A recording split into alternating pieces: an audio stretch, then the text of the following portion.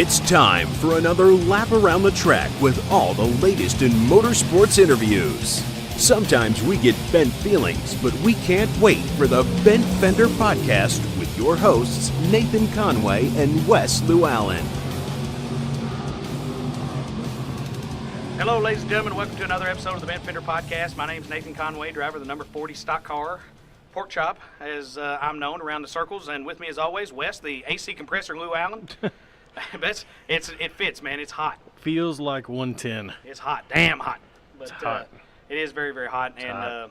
It takes a toll on racing. And, that's one of the big deals. And we got a couple hot button issues to cover today before we get to our guest coming on, a good friend of mine, Chase Estes. Good friend of most people's, No, it absolutely. seems. Well, I mean, I can say he's a good friend of mine. Well, and he's a stand-up guy. He's a great guy. I mean, Yeah, he is. Yeah, so looking forward to talking to him. Well, I've been around Chase for a long time and been able to see his racing career for many different standpoints over the years. And, he's always been a real good dude to me and, is one of the guys that we thought about interviewing, especially when we started this podcast. So, again, trying to get everybody on. Chase has been having a pretty decent season. So, running back at Windy Hollow, his home track, and, I think it's been going quite well for him. Third generation racer. He's got a long legacy of great drivers that, he's been brought up around. We've heard other drivers. Jeff Macy talked about him. Yep. They've got a long career together, and, it's just it's great to see him around and see him on his on-track product. So. Well, yeah, and it was pretty cool to hear how, the parallels between because the Estes family's been around racing for years and years, and been into the car business with 231 Auto Sales and their salvage yard, but also been around racing, especially Kentucky Motor Speedway, and then a lot on the dirt as well. Chase's cousin raced, his uncles raced, his dad raced, and his granddad raced. So it's a long line of pretty decent drivers. Mm-hmm. So, absolutely. Well, what we were talking about, the heat, I think it's on everybody's mind, really, but I hope everybody's staying cool out there because it's dog days right now, man, well, especially in the racing community.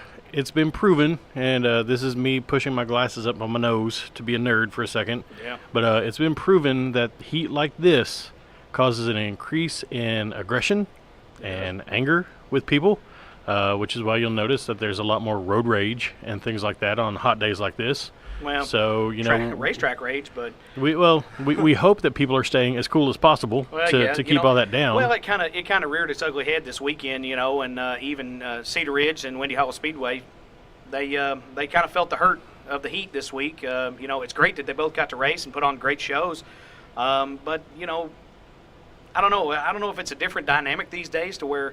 I mean, I'll tell you this, whenever I race mini stock, and we're talking about maybe 2001, 2002 here, Windy Hollow's gates opened at noon. Right. That's just what happened. Gates opened at noon. We'd roll in the gate at noon, 12:05, and races didn't start till 7 o'clock. Right. And we'd sit there all day in the heat. I mean, it wasn't nothing. I guess we thought we had to have the good pit spot or whatever, but. Maybe we were just dumber back then. I don't know. But, I don't know. It's changed a lot. People don't want to get to the racetrack till right at time, which, I get it. So. Well, we were a story. We were talking to Blake Smith and Jimmy Westerfield about Sunday's racing at Windy Hollow. And right. Blake got there, and he was excited about the racing. He was going to help Jake Schown out with some on-track interviews. He better been excited about the racing. He was super excited. But he turned around and looked up in the stands, and they were empty. Yeah. And he was like, well, this is no good. What's going on? Yeah, well, so, I guess I'll be talking to the bleachers today. He looked at his watch and saw that he was still a little bit early. Yeah. And peeked his head out of the gate and saw that everybody was sitting in their cars in the air conditioning until it was time to come and take the spots in the stands. Well, that's what you got to do on a day like that because, while it's nice that the guys are out there prepping the track, it's not overly exciting for the fan. It's not the overly exciting fan experience to watch them prep the track, but, It is magic to watch some of those holes disappear, though. It is pretty. Especially in 1 and 3. You got to give it to Windy. From where they've come back in April, May. About May, it was May. Time they got going. They've come a long way. That track is something else now, and we've got two very, very fast, smooth tracks now in Cedar Ridge Speedway. and Windy Hollow Speedway. Very racy. And they are racy, and it's showing that guys are loving to race there. They're loving the new surface, and it was something that was long overdue, even for both tracks. But it was long overdue. But the other thing we've been hearing this week is technical inspection. 2 words. Apparently, two kind of dirty words, it would appear. No, they're great words actually, but to some people they are dirty words. And some people that been busted by the tech man, the big bad tech man that maybe wouldn't have been. And here's the thing. I heard some stories coming out of some different places, and I got a little hot under the collar thinking about some of it. But guys, the rules are the rules, and everybody's been, for lack of a better term, bitching, pissing, and moaning around the rules. And okay, let's enforce them. If you're on the line, it's either go or no go. I mean, that's the way it is. I mean, gray areas are what they are, but go or no go. And that's what I was going to say. We've talked a lot that there are gray areas that a lot of racers will take advantage of. There are gray areas that, it would seem that some tracks may take advantage of. Right. So, I guess perception and interpretation is a really big part of all of that. Well, and guys, I mean, most of us know, a fairly good bit of us know when we leave the garage whether it's going to go or no go. Right. And it's just all, but you can't control what the tech man looks at that night, but hey, if it's going to pass, if it's not going to fly, So I don't know. Maybe it's a good thing. I'm going to go in it. I got a little hot on the collar when I heard some stories, but then I was like, you can't fault them for that because it works. It needs to. The rules need to work for the hot dogs just like they need to do. No, for absolutely. For the dog. You are the 100% correct. They need to work for everybody. And coming from a standpoint of that, I've been on the line a couple of times with the rules, and hey, if you slide through, it's a great night. If you don't, you kind of go home a little bit butthurt. But again, whose fault was it but your own? But we've also talked about this though. There's a difference between bending the rule to take advantage of that gray area and just flat out and out cheat. Well, and there are some people who have integrity about their competitive spirit. There are people that have integrity, and they don't want to be branded as a cheater. No, absolutely not. So, because especially in this community, once you're a cheater, you're always a cheater. I think you might have heard that somewhere, and maybe. I don't know. It hits me both ways, but then again, I'm glad. I hate to see it for the drivers that get busted, but then again, I'm glad to see the tracks are cracking down. And you got to run a tight ship. You got to run a tight pit lane or tech lane. If you do that, keep everybody honest. Yeah, it's a slippery slope. You're going to probably lose a couple of guys because they're just going to be like, well, but whatever. I'm not changing. But if you want to keep the playing field fair for everybody, then the guys that you're losing. Are you really going to lose much sleep over that? Well, yeah, and that's true. And what I'm thinking is I know we might lose those 2 guys or 1 guy or whoever. But, I think it goes back to a situation where it's reputation. And reputation-wise, hey, these tracks around here sometimes over the years, and I'm not saying now, and we're not bashing anybody, but over the years they've been seen as a little bit lax on the teching sometimes, And a lot of people are like, "Yeah, that's great." These guys are here. Okay, and your left-hand guys are like, "Yeah, that's great." But your right-hand guys are like, "What about Hey, I can't afford that, man. And, I know they're running this, but then again, hey." Well, and that we don't generally put out information that we can't or haven't already verified. But I did hear this week, and hopefully somebody in the comments will correct me on this. We did hear this week that Cedar Ridge actually has a new tech man. Am I the only one that heard that? Yeah, I mean, it does have a new tech man, and I don't know. It's one of those things where that's great, and I'm glad. But I don't know. You look at the rule book and you can interpret it any way, but at the end of the day, the rules are the rules, and the tracks are going to interpret them their way. They're their rules. Right. So if it says no performance parts, to me, where does that stop? Well, you know what I mean? Exactly. I mean, classify that. what is a performance part? I mean, Right. obviously, by definition, I would say a performance part would be something that's going to enhance the performance of your vehicle. Well, absolutely, and it's just like everybody said in the rules forever. It says stock weight cranks. Nobody has ever been able to articulate what a stock weight crank is, Right. because different motors had different weight cranks. So what is a stock weight crank? Right. I mean, unless you're going to say it has to weigh 52 pounds or this one has to weigh 48 pounds. There you go, man. Right. If it's 49 pounds, you're good. If it's 47 pounds, you're not. Right. And, guys are not going to tear these things out of the crankshaft every week. Some guys will. Some guys won't. So, I don't know. It's good. And here's the thing. I'm going to go from the standpoint is it's a good thing. But reputation is everything for these tracks. And sometimes, you don't want to be branded as an outlaw track. And you don't want to be branded as someplace who doesn't care about the racers and different things like that because, it's hard to get cars to a track that people are like, well, they just let anything go, man. 4 or 5 guys would show up and do that because, like, hey, I can run there. They don't check nothing. Well, I've also recently heard that a rule without enforcement is just a suggestion. Yeah. And that's true. I mean, it's 100% true. And that's coming from, people who know and people who have run their own tracks. So, again, it's a slippery slope. And there's been, a lot of talk that we've been hearing, or we've every single week when we talk about, what it is to be a racer, what it is to be a racer in this area, what it is to be a track promoter in this area. One of the things that we hear about all the time is, why isn't there any form of sanctioning body, like AMS or UMP for circle track in Western Kentucky? There's a sanctioning body in Eastern Kentucky, so why is there not one here? Because it would seem that, and again, another thing we hear all the time is, why am I going to build a car that can only run on X track when I can't run on X and Y? Well, we've had that same epiphany. Why can't there be a sanctioning body? The Western Kentucky Circle Track Federation, or whatever you want to call it. Hey, I just made up a name. We need championship belts and all that stuff. It gets to be the WWE sometimes, and I went to a fight and a race broke out. I've said that for years, man.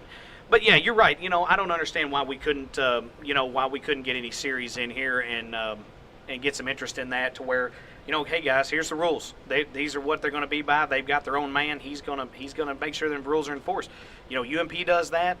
Different places, different types of racing series do that. So I also think it's going to bring a different class of racer to this area because it adds legitimacy to the programs. Yeah. If I know that I'm in Clarksville, Tennessee, and I can drive to Owensboro, Kentucky, and race the vehicle that I've built, and the rules are going to be the same, and it's going to be fair, then why wouldn't I? No, absolutely. Why wouldn't I open up that avenue? Well, that's the thing is that's where we need 3 or 4 or 5 different tracks on the same page. Right.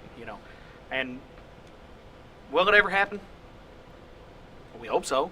It'd be great. Well, I'm optimistic, but I'm cautiously optimistic. Well, I mean, just like anything else, you put in a set of rules, and if you're dealing with a kid, you give a kid a set of rules, they're gonna get pissed off until they're used to them, and that's the same thing. I'm not calling racers children, but some of them not.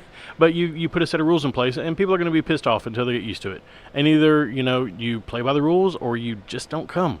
Yeah. I mean, we also kind of heard another thing. Track's going to run with or without you.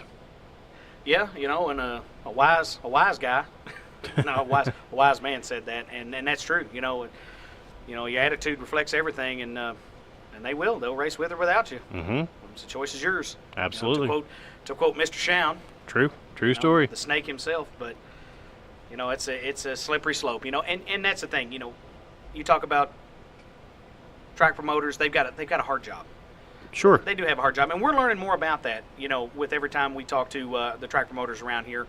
We're learning that you've got to balance everything, and including your track crew, including your concession stand employees, your racers, your if you're tech officials, everybody. It's just like any other job. If you go to your 9 to 5 Monday through Friday job and you clock in, when you're clocked in, you are representing that organization you're working for. So a racetrack's no different. No. And if you don't want, your fans, you don't want your racers, you don't want somebody to walk away and have a a horrible, pardon my language, you don't want them to have a horrible experience because it's going to stay with them. And they're going to tell their friends, don't go eat at the concession stand over there because, so-and-so's a jerk and, they treated me poorly. Yeah. So, yeah, you do have to make sure that you're maintaining all of that and keeping all of that straight. But just like anything else, you can't please all the people all the time. No. So you can only do what you can do. Right, and you can only do it in the best of your power to do it. And that's the thing. That's the whole crux of it. Yep. Is because I've got all this to do, but I've got to do it the best I can. And liability is going to come with anything. Absolutely. But you've got to mitigate liability, and you got to keep it down to a minimum. Yep. So again, we got to applaud everybody, especially down in Morgantown, Windy Hall Speedway, Rockport Raceway, Tri-State Speedway. Hey, kind of had just a little bit of a short conversation with Rich Corbett, Left Turn Media. Hoping to maybe do some things with him in the coming days, coming weeks or whatever. But kind of a big supporter of the ARCA Racing Series, and he covers them quite extensively. But they had a good, aside that fact, they had a good write-up in the Courier Press over in Evansville about Tri-State Speedway and how much it brought in, and some big familiar faces in that article. One Josh Harris, friend, one of our good friends, Trent Young. Yep. Man, one of the hottest drivers on the circuit right now. Many guys were on there, and even our local guys, and that's pretty cool. And I think that how can we get the Messenger Inquirer to start covering this stuff? I mean, there's always a story every Sunday or every Friday/Sunday night at Windy Hall Speedway. Or there's KMS. Always that's Sunday. what I was going to say is every Sunday that they race is. It's like you're sitting across the table from me, man. I kind of maybe am sitting across the table from you. That's why it's lucky, because you interrupt me again. No, I'm just Oh, is that how it is? No, but you're right. Kentucky Motor Speedway, because there's always a story out there. There's still some great racing. They're having a hard time right now, and we're gonna try to help them. We're gonna try to do what we can. I know we're gonna go out and support the CRA race coming up July 15th out there. That big AMS show coming to Windy Hollow Speedway the same weekend, July 13th. And we can't forget about the Hooper Harley 2-day show, Cedar Ridge Speedway, 20th and 21st. Big show. It's going to be real big. It's going to be a really big shoe, as Mr. Ed Sullivan would say. But it's going to be a big deal. Yep. And we're going to do what we can to try to help promote that as well. Guys, we're here for these tracks. We're here for the racers. We're here for the fans. We're here for the promoters. And we're not smooching. We're not putting our lipstick on and smooching nobody's behind. But they could use help to keep their track running. Yep. And maybe it takes their mind off of something else. Sure does. Because maybe they're like, well, I forgot to post on Facebook this week. Damn, I forgot to go talk on the radio. Yep. If we can help them out, because we've got avenues that we can advertise and we can help promote when Blake's show's not on the air, when when you can't get to Facebook at the time, So Speaking of radio, super huge news. Blake Smith and Regional Motorsports Power Hour. We've been hearing them on WBIO and ESPN The Game. RPH Weekly. Simulcast, both stations at once. Yes. Big, super huge news. I think they're now on all of the radio stations. On all the Cromwell stations. All the Cromwell stations. Yeah. That's 9 radio stations where you can get access to weekly, fantastic, small interviews with drivers and promoters and me. Well, that's true, yes. As Wes goes when I can't go, and we both go when I can go. So, yep. But again, hey, there's our plug for them. We always do that. And where's it happen at? Maloney's every Monday night during the racing season, April through September. What time? 7 to 8:30. I always try to say 8 to 7:30. Don't do that. You can't do that. Don't do that. So no, 7 to 8:30 every Monday night at Maloney's. Come in, 25% off specialty pizzas. Again, you can find them 94.7 WBIO. And 102.7 The Game, ESPN The Game, and plus all their extra radio stations, including AM stations. For anybody that still has an AM radio, they pick up really, really well. They're those disaster preppers that are in their basement somewhere with their AM radio. Yeah. So, anyway, with us, especially with I guess SoundCloud too is where they post. Yeah, they post. Yeah, they post their. So that's that's good. So. Make sure you support them. Support us. Please support us. We hope you're supporting us. If this is your first episode, well, go back and listen to some more, because I think you'll enjoy it.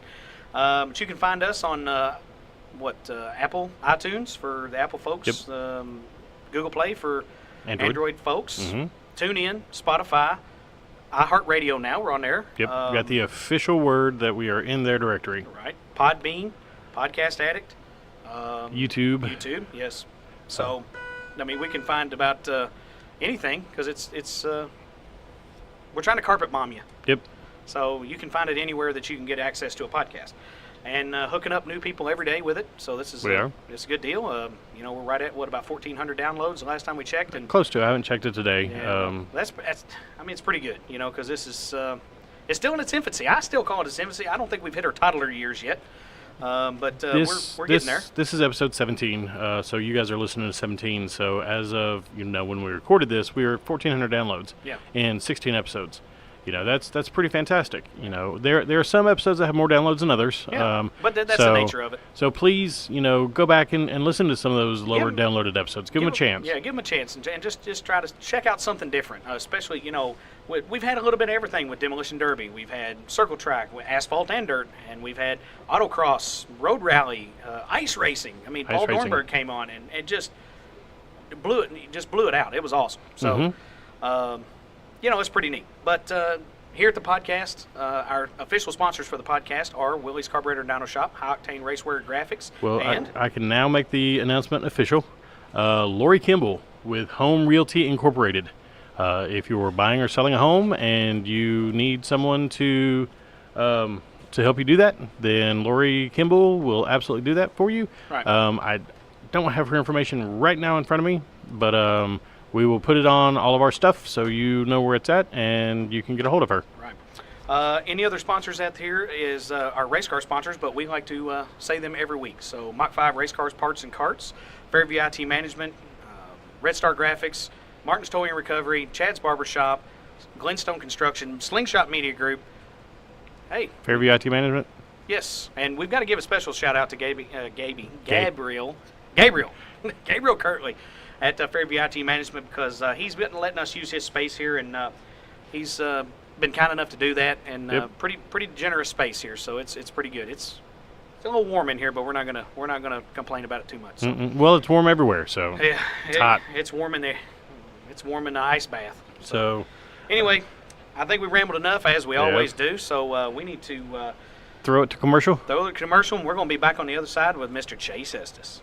Breakdowns, collisions, lockouts. Things can happen on the road at any time. That's why you should call Martin's Towing and Recovery. We have years of experience to help you in your time of need. Within minutes, we can provide you towing services, jump starts, gas refills, and even unlock services to get you back on the road. We are proud to be able to provide honest, dependable service that our customers have come to trust. Please give us a call 24 hours a day at 270-929-0718 for all your automotive emergency needs.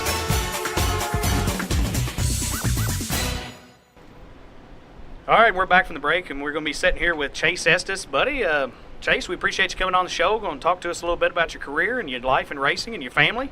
So we appreciate you coming on, man. I appreciate you guys getting me on here. So I know we've been trying this for a while, and finally got a break so we can get me in here. Yeah, and that's the thing, is I'm going to tell on you a little bit. It's pretty funny. We're like, hey, man, we need to get you on. You're, okay, yeah, we'll do it. And then we go to the radio show, and we start talking about people that have been on the show, done winning the next race, and you're like, hey, sign me up. I'm like, oh, yeah, now you want to be on the show. But no, it can't hurt. Tristan Bays kind of broke our streak, but we'll just hold it to circle track racing right now. So hopefully next Sunday you can race at Windy Hollow, or next Friday, right? July 13th. Friday 13th. That's okay. It's all right, buddy. Don't worry about it. It's only as bad as you make it out to be. So hopefully it's going to rub off on you, and we can get that feature win for you. So hopefully, last outing we didn't have a very good night, and we changed a lot of stuff on the car last time we went out. We've been battling a pushing issue, and I've been having to drive the car over the limit of where I wanted to drive. Like you had to drive the car. Wow. No, I'm playing with you, man. And then Dad, we about got the street stock ready, so we had all the high dollar distributor and the cruiser. Listen to all this. So Dad said, all right, motor's in here. I said, I need my distributor back. And then we fought nothing but issues. I bet I didn't make 5 laps last time at Windy Hollow. So. Well, we talk about Windy Hollow, and it's a tough place, and we've always known that, and it's even tougher now, but it's a lot more racy, with the new track surface, and it seems like you've had hit and miss weeks, and that's the way it goes in racing. But you've had some weeks that you're just on a rail, and then the next week, same setup, and you don't know what's going on with it. Exactly. I mean, opening night, we came out. We were flying, and Winnie Hall opening night. That was, Jimmy and them put new dirt down, and track wasn't the greatest condition, but they've made it better. Oh yeah. And so we went out the next week, and I was like, my Lord, this thing's junk. What is wrong with this car, And we didn't change nothing. Yeah. We did our routine maintenance, but we never did change nothing. And I couldn't get through the corners. Well, it's crazy because it's daylight and dark, from the way the track was the first week till the way the second week, because they put in a lot of hard work and made it better, and just continue to make it better.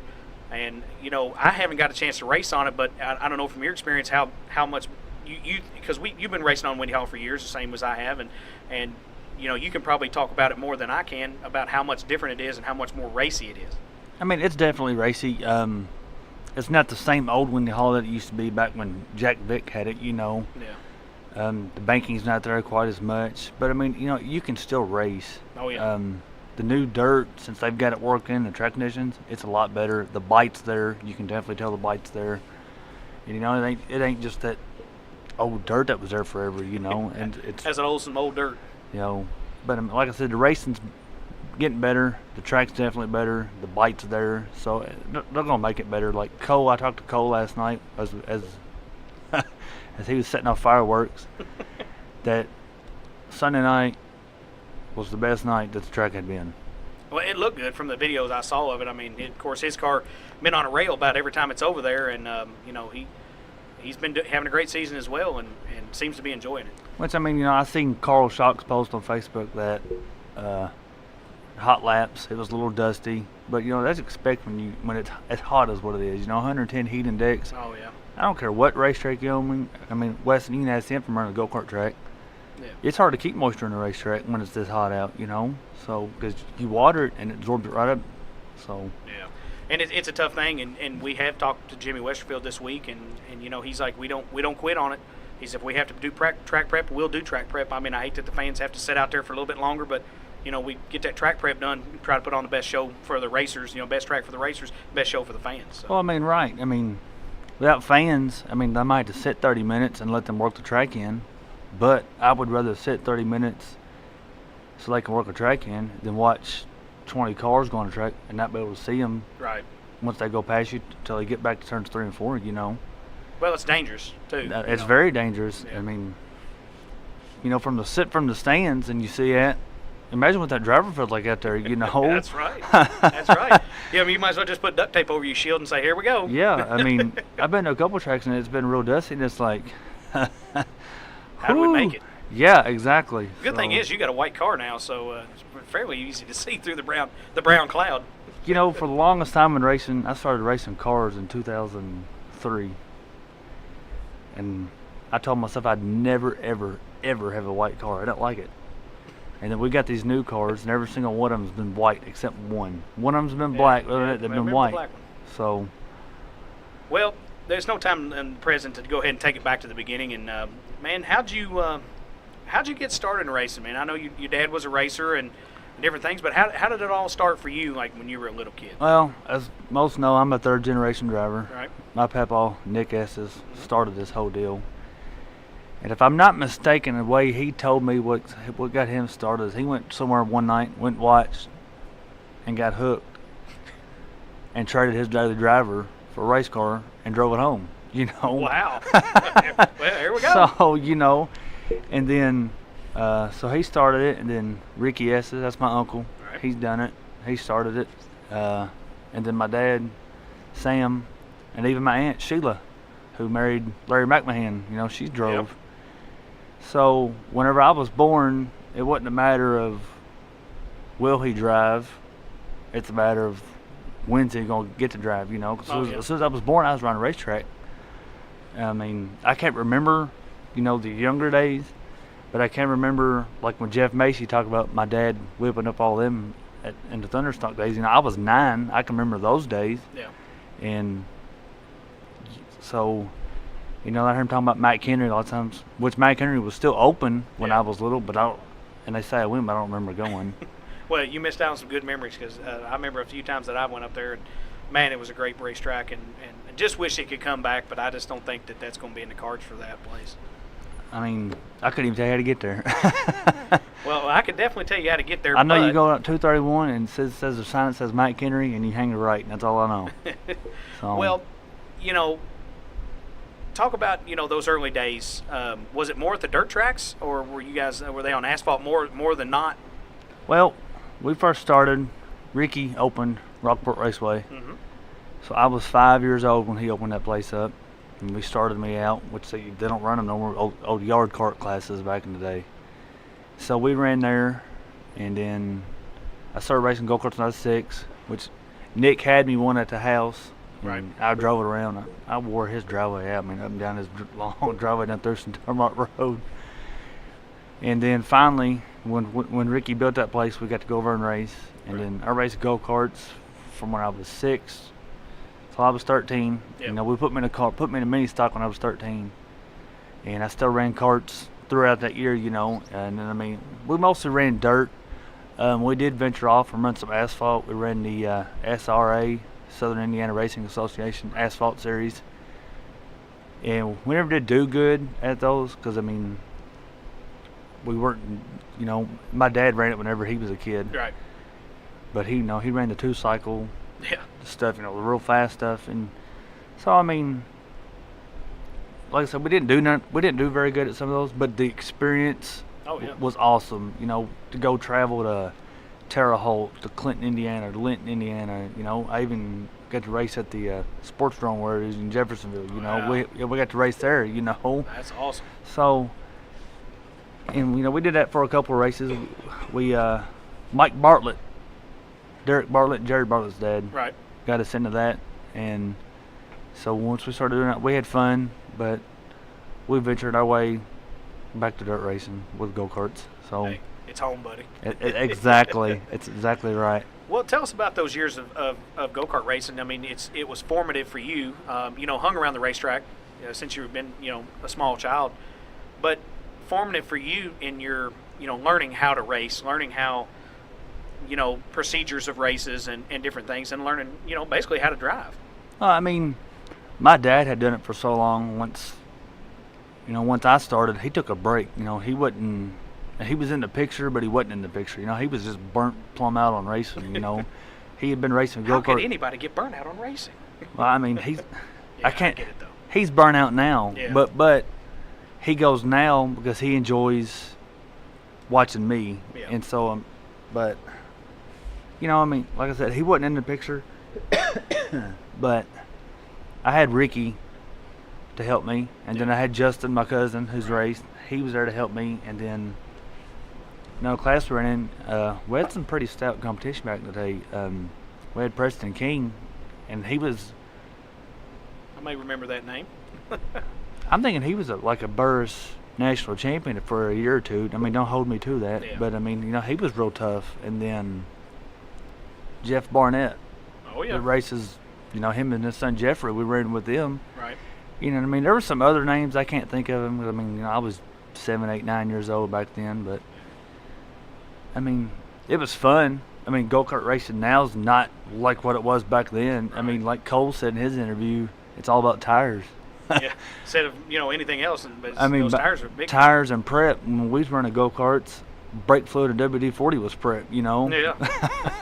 So- you had to use what you had. Exactly. So So, and there wasn't no scam with go-kart everywhere you went. It was roll a thing in there and go. exactly. Yeah. But it's I guess it's like anything else. It had to evolve at some point and get to be the way it is. And new technology or new people coming into the sport is going to evolve it. But pretty competitive. And you look how it is. I don't know that what the payouts were back when you raced, but have those big races like they do now for $10,000, $20,000, $50,000 to win. For these go-kart shows. I don't remember what the payout was back then. I didn't really care what the payout was back then. I was there to race and play with my friends. Oh yeah. I wanted a trophy or a checker flag. That's all I wanted. If we won $50, I didn't care as long as I got that first place trophy. Dad got it anyway back up. Yeah. He still does. Watch out now. Well, payouts are a lot different, especially in stock cars. So, and it's a lot harder to run. Well, I don't know. Talking to Cole, talking about how it was running go-karts, there's a lot to them. And, we know a lot there is about race cars, but go-karts is completely different, but there's just as much work or more that goes into them. Oh, yeah, I mean, back whenever I was running, so go-karts now these days are so advanced. They got all these front end adjustments, all these rear end adjustments. They didn't have that back in the day whenever I was running them, Stick the tire on it and go. I mean, you could put different offset tires on, or you could put a washer here or there to scoot the tire up. I mean, stuff like that. Right. But we didn't have no major camber caster adjustments back then like what they do now. It's crazy. My son Caden, here soon, we're going to be getting him a go-kart, and I'm gonna go the cheaper route. I mean, I'm not gonna buy something completely out of date, but I'm gonna buy something that's still in for him to learn on. Well, something's competitive, and something for me to learn on. Yeah. You know, I'm not gonna go buy a brand new Phantom Minicon. You know, I seen Josh Evans had one supposed to sell for $2,000. I'm not giving that for a chassis for a 6-year-old kid. You know, he might junk it the first race. You never exactly. know. I mean, but like me, first time out in a race car, stuff her to the wall. You know, Well, I guess we should move into your stock car stuff.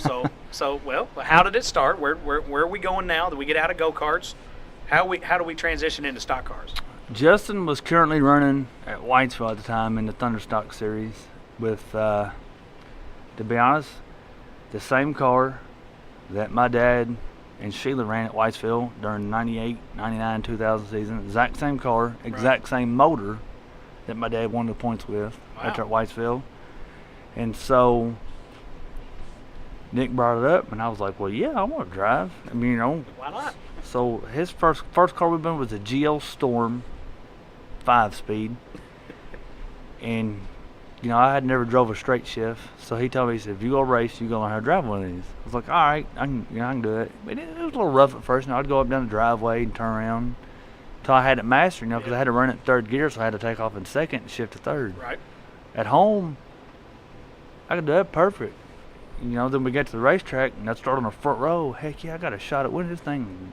Take off and bounce off the rev limiter and go to throw it in third and completely miss third and go back to first. Then you're like, oh, God. Yeah, so then I had to get out of the way. But, first night out, they all aggravated me to tell me I was looking at the speedometer, which I did one time, going down the back stretch. We was running 65, 70 mile, and I couldn't believe it. I was like, wow. Hey, not a quarter-mile track. No, this was after. It was already at 3? It was already at 3/8. It's after Stroop did the reconfiguration, and then a few laps later, I stuffed her in the wall and wanted to. It got out from underneath of me, and I didn't know how to correct it. Overcorrected, Right. So I applied it in the wall, and that ended my night, opening night. But hey, I learned from it. Yeah, you did. Don't stuff it in the wall and turn 1 and 2. Exactly. Heck, I saw a seasoned driver like Chad Boone go over and about tear the wall down and turn forward. I mean, I was he's been there racing night. for years. I was there tonight. Yeah. Accelerator hung on him wide open. Yeah. So, and I remember I was there tonight, and he stuffed it in the wall in the middle of 3 and 4. And You think it hung open, or just he didn't take his foot off of it? I'm gonna say it hung open. Oh, yeah. So I'm gonna ask him about that one. he'd be a good one going on the show. He tore that car up. So did you get your car fixed, and were you able to salvage that one and keep going that season, or did you have to transition into something else? We fixed it. We put it up. We had to use a wrecker at night, put it on a trailer. Been there. But we came back. Yeah, we fixed it. Dad fixed it. Nick fixed it. I didn't know a whole lot back then, especially about four-cylinders. I still don't. I mean, if somebody wanted me to drive one right now, I'd tell them no. I mean, I've seen what they do at a racetrack, and I don't want no part of it. Golly. I mean, I've seen Blaine Ellis. I've seen some of these guys. They go in the corner sideways, and then the front end come back around, and the wheels are turned to the left, and they're hammered down. Yeah, it was completely different when I drove. That would mess me up completely, And so we went out, and I ran a few more weeks with that car, and then we got in a wreck, and I destroyed it. It was junk after that. Oh. And so then we built me a Ford Escort. I don't know, I probably ran it 5 or 6 races, and season was over. And Ricky had decided Justin was going dirt racing over at Chandler on Friday nights in the pure stock class. So we just followed him. So it's, then that's when my dirt career began. And we've ran asphalt since then. Oh, yeah. We ran asphalt in 2009 at Whitesville, and then we were going to talk about staying there. And Dad asked me, they changed. We was in the process of building a new car. for the Frank Kimmel CRA series, and rules got completely changed up at Whitesville for Sportsman series. So Dad said, "What do you want to do?" I said, "I don't think he's ever going to ask." I said, "Hell with this asphalt stuff. Take me back to dirt." I remember those days when you went to asphalt. And then, I got to run Salem one time. Yeah. We built a car. We got to go to Salem. And like Macy said in his interview, if you ever have the opportunity to run Salem Speedway, do it. Because I'll be honest, if I could give up all my dirt racing right now to run at Salem and be competitive every week, I'd do it in a heartbeat. It does seem like it's it's demanding, and it's just a cool racetrack, and there's so much history there, especially if all the names has been through there. Right. And it's always been on my bucket list, and I've always wanted to go up there and drive myself, and maybe, one day that'll happen, and maybe one day you can get back up there. And you think asphalt, most people think, asphalt, you're going to go and turn left. Not at Salem. You definitely countersteer a lot at Salem, and it felt like dirt racing there, Like I said, when we went, Bo and Gene Mitchell, which Gene's no longer with us, but Bo's family, Gene's family, right? They had a lot of input on my asphalt. So when we went, Bo told me, he said, "Don't go to the top till you're ready." I'm like, "Okay." He said, "I'm serious." He said, "Don't go to the high side till you're ready." Well, it took me 5, 6, 7 laps. I said, "All right, let's go." I'm ready. I thought I was ready. Oh, yeah. So we went 1 and 2, and I went in a little higher than what I thought, right. Which we didn't have radios. I wanted radios bad. Dad and them said, "No, we ain't getting radios. If it's going to be a one-time deal, I ain't spending $2,000 on radios. We ain't going to do it. It ain't going to happen." That. And I hit that dip coming off, too, and it got up from underneath me. And I slid all the way down the backstretch till I finally hit the inside wall. And it was just slow motion because there was sliding, had the wheels cranked to the right, and I could see the wall coming, and I could see it coming inch by inch, foot by foot, slower and slower until we finally hit. And when we hit, golly, the backstretch is pretty long, but whenever I hit, it's like I hit. As soon as I started spinning, ripped the whole front end off of it. Which, we ran the Firecracker 200 and it was hot, so then we had to hurry up and bust our butts to get it back together, right, to make it for the race. And then, we got it to put back together in time. And which I didn't run the Hollow 200. I wanted to, but that year we went, it was hot. It was hot like what it is now. Right. And I'd run 30, 40 laps. And I was praying for a caution. I was dying for a caution. I wasn't used to running that. Right. Arms felt like Jello. So, and then we ran Salem at one time. We haven't been back since and run. It costs a lot to go up and run. It cost a fortune. And so. But now, was that in the black and orange car? It was black and orange. Yeah. I think I saw that car. I stopped by the shop over there because I've been to 231 Auto Sales and getting some parts, and you guys always had a ready supply of Caprices and Impalas because that's what you guys. That's what we ran back then. then. Right. So I've been over there and I saw them when they were building that car, and when I looked in there in that cage, I was like, "Goodness, man, was this a NASCAR?" But yes. Actually, it was a Grand National car. Yeah. Nick bought it and cut the roll bars off it and stuck on a metric frame. Kink came over and fitted it, welded it up, but. Yeah, that's basically where it came from. It was a cool looking car, man. Didn't that car? Did Justin end up going back and run it again? Justin bought that car, ran it one time, sent it up north to a guy who did a lot of work to it. I mean, a lot of work. Came back, and he ran it one time, and it was really fast. Right. And then Justin's work prevented him from going up and running anymore, and so he's. Dad and them bought it back. I was like, "Oh yeah, here we go." Here we go. Fired up again. Yeah, and it never happened. And then Mike Royal bought it, and I can't tell you where it's at now. Wow, we need to ask Mike Royal. I know, because he got a hell of a deal on that car, and I told Dad, y'all should have never sold that car. I said that'd been a good car just to have, even on dirt racing, the way it was built. But like I said, Mike ended up with it, and I can't tell you where it's at now. Maybe we'll start the search for the Salem car. Maybe and try to find out where it's at. But I want to go ahead and throw it to a commercial real quick. Throw it to a break, and we'll be back. And I want to talk a little bit more about KMS because we do a lot of dirt racing talk, but we want to talk a bit more about KMS. So. Right on. So we'll be back here in just a second with Chase Estes. Having trouble getting your business vehicle noticed? Want your race machine to look sharp on and off the track? Give Josh Tyler a call at High Octane Wraps and Apparel. They specialize in high-quality vinyl graphics as well as full vehicle vinyl wraps. They can handle jobs of all sizes, whether it's your racing go-kart all the way up to your semi-truck. With a quick turnaround and design and install, you can truly call today and look good tomorrow. Give them a call at 270-929-2605 or stop by their shop located at 2531 West 2nd Street in Owensboro.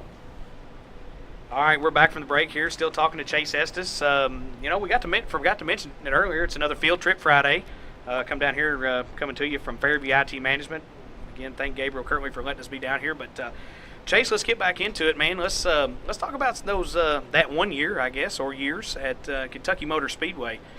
I guess you were in the sportsman class back then, or was it street stock? It was street stock.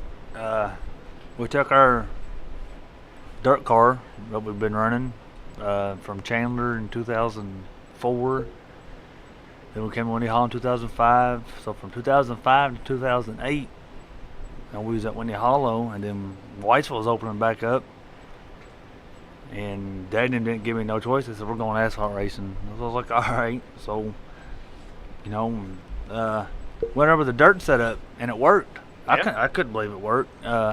First night out, we qualified 4th, and I won the fast heat. I couldn't believe it. I was on cloud 9, And so, and then, we had some competition. Jeffrey Barnett, like I said, his dad Jeff has been around the asphalt business for a while. So, they had their tricks. They were running metric cars, and we still running a Caprice. And so, and Jason White was running back then too. Racing Jason White. Exactly. And there was somebody else too. Oh, Steve Edge. Steve Edge, yep. Somebody's been around for a while, you Right. know. And there was a boy from, I'm trying to think, Tony Kelly. I'm trying to remember. I remember Tony Kelly. He was up somewhere around Frankfurt or somewhere, and so they made the haul every week. He was fast. And, first few weeks, we ran top 3, top 4, top 5. And then I finally won a 50 laps, special. I was like, heck yeah, If you're going to win one. I mean, I got lucky. Jeffrey broke it. Now, he was out. He was gone. And he was in a whole other area code. And, he broke and we won with the dirt set up. And so, we were tickled with that. And then I asked Daddy, so, what do you want to do? What can we do to get faster? And he said, if you want to go faster, he said, we can go faster. So I was like, all right, let's go faster, So I went from having a dirt car and asphalt that was pretty consistent every week to where we went to lowering it down, sway bar adjustments, and it went from one practice session to sun be out, and we were junk. And then we'd get a cloud cover, and the track would line up, and we were a rocket.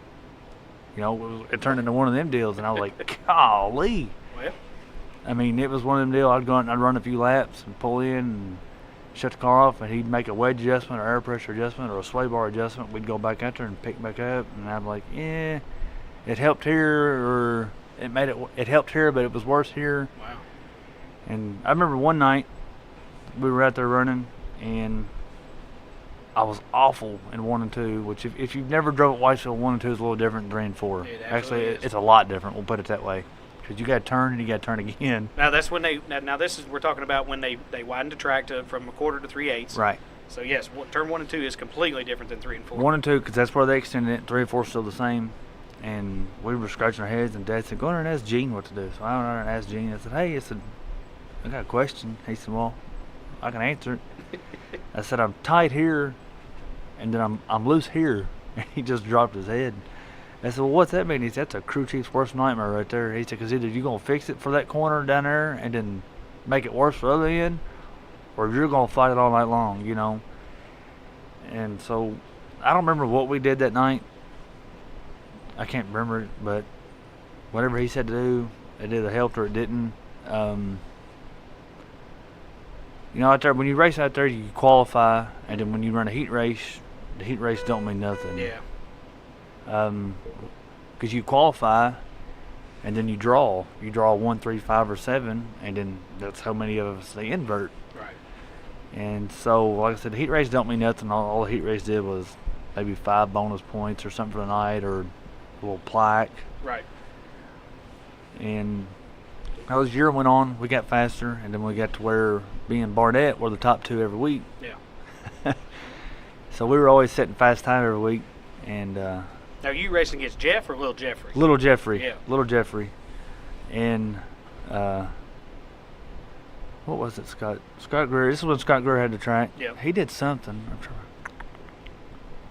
He did a lot, probably. Yeah. You never know what he was going to do. What was it he did?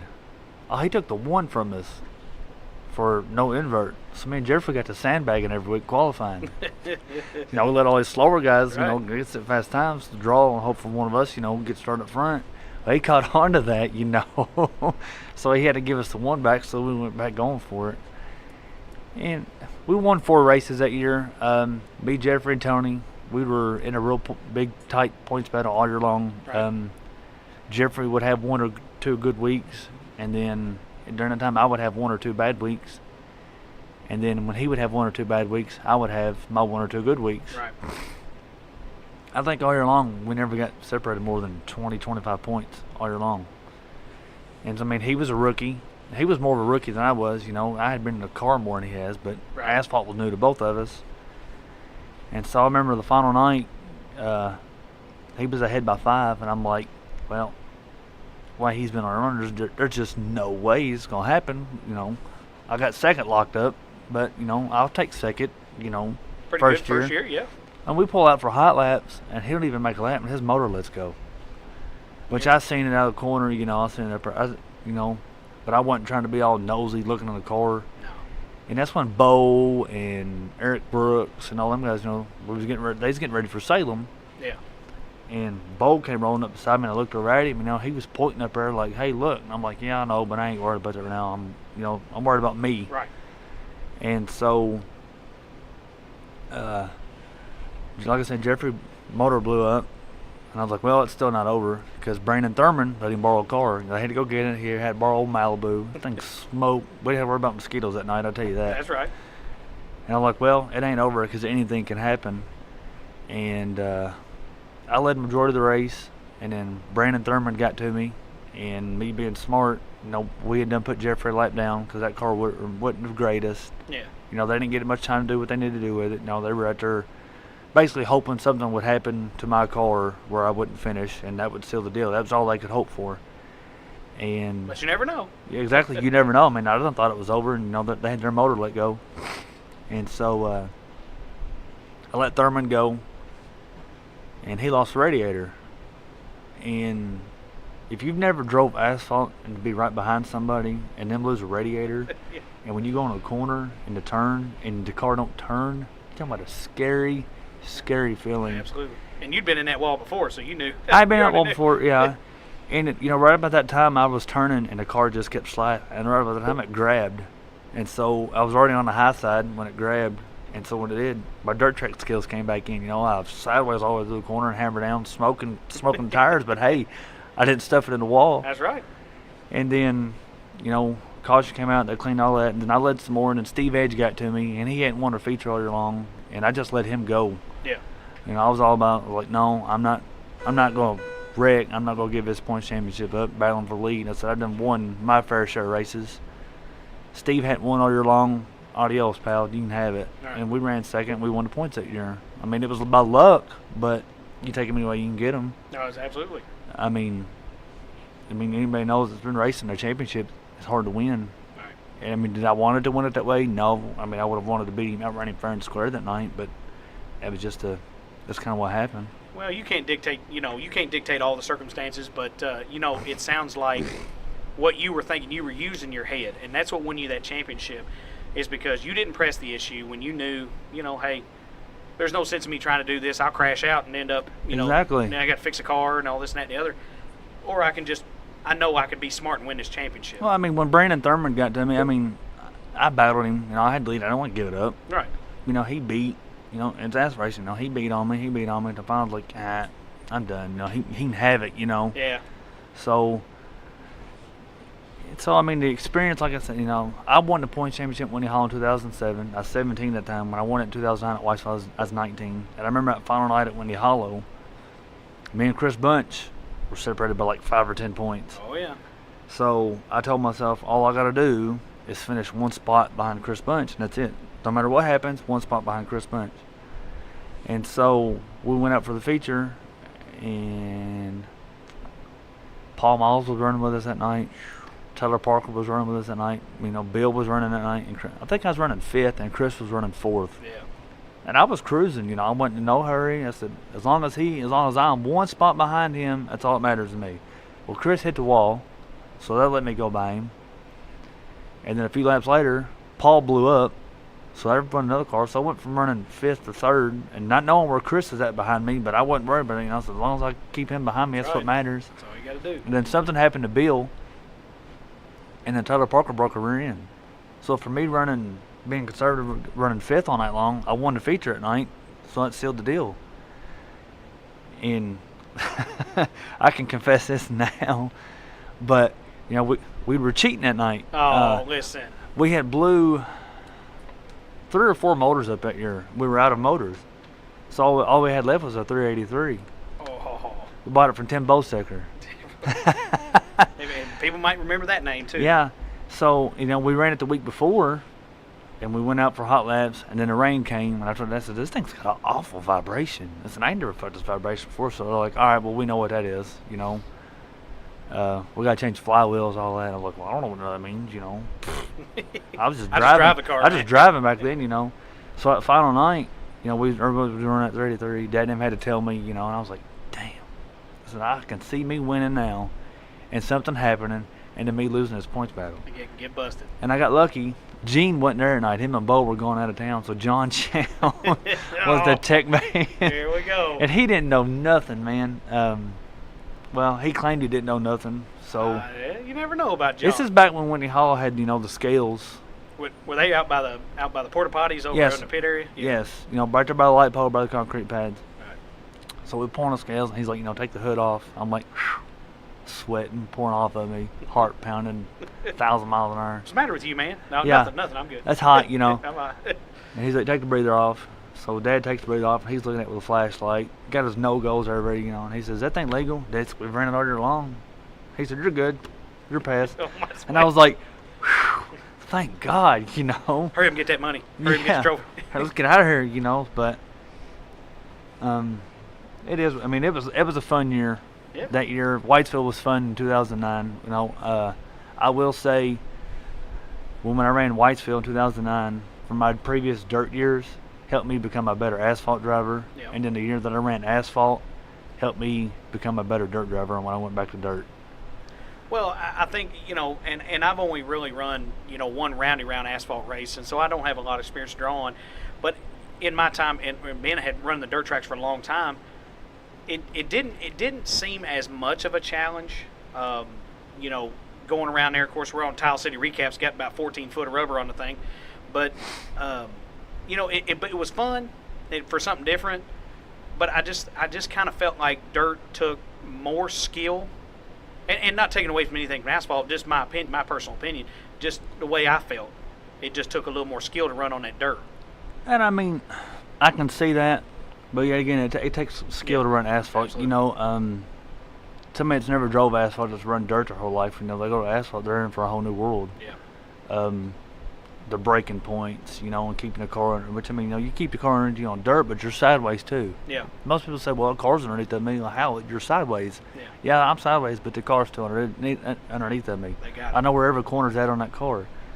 So when we went to, you know, like I said, me running asphalt, my dirt skills helped me become a better asphalt driver. And then when we came back to dirt, what I learned from asphalt, Right. I really kept the car underneath of me. I mean, I'm sideways now sometimes, but when the track goes black slick, I'm not very sideways at all because I learned. Mm-hmm. It took me a long time to learn this, which I learned this early days in my, you know, when I first started racing. Slower is faster. Oh, yeah. And it took me a long, long time to learn that. People don't understand that. No, Nick used to tell me that. Ricky told my dad slower is faster, and I was like, pfft, y'all crazy. Yeah, I well, mean, I got to hammer down, man. y'all old people, you know. Yeah, Y'all nobody's crazy. so slow. Y'all veterans. I mean, yeah, you're veterans, but there ain't no way. And once I finally figured it out, I'm like, no, they're right. You know, a couple of years ago, you know, we was running at Kentucky Lake. I wish that place was still open. Absolutely, man. And they got black slick. I mean, black slick from top to bottom. And you know, I watch the video every now and then, and you can see it. Everybody else is sideways in the corners, and I look like I'm on a string. Yep. I mean, I look like I'm on a slot car track, and I'm pulling them 3-4 car lengths every corner. It's because I'm, you know, what's what I learned from being on asphalt. Right. You know, and Nick taught me to drive that way. My dad taught me to drive that way. You know, and the way we gear our cars, you know, we don't throw a whole lot of gear to a car anymore these days, you know. Yeah. When we started running at Kentucky Lucky Gear, we was running a 600 gear. You know, we was running a big 421, big track. And I'm like, Dad, it's like it quits pulling, you know. Yeah. And so instead of going to a 583, we just went straight to a 567. I'm like, golly, there ain't no way. And there was a guy running there, Mike Hodges, and you know, Right. he ran at Clarksville a lot. Oh yeah. Me and him talked the week before because we had got our butts kicked by a guy. He says, I think that guy's running a 620 gear. And I said, I don't know, but he's flying. So we came back out next week with that 567 gear, and I started last in the heat race, and coming off turn 2, I was beside Mike for the lead. And I pulled him all the way down the back stretch, and I had the lead going in 3. Right. And so after the heat race, he said, would you go to a 620? I said, no. I said, we went the other way. And he said, do what? I said, we went to a 567. He said, I ain't even going to try that. There's no way in hell I'm going to try that. I'm like, well, I'm going to be honest with you, that's what we went to. And lots of people couldn't believe it. Yeah. You know, we went to that high of a gear, but it worked. And so we still do it. Winter Hall, we're pulling a 600 gear at Winter Hall now, Yeah. which we got to, you know. I went from having big motors to nothing. And I don't know what. Well, you got a little something. Now don't sell yourself short. You got a little bit of something. But you're right. You know, and a lot of people don't understand that, and that's some of the tricks of the trade. That a lot of people think, oh, you got to have all this monster gear, but you know, you've only got X amount of horsepower, and it's easy to drive. You know, those Hoosier tires ain't very wide, and it's easy to overdrive your tires with your horsepower.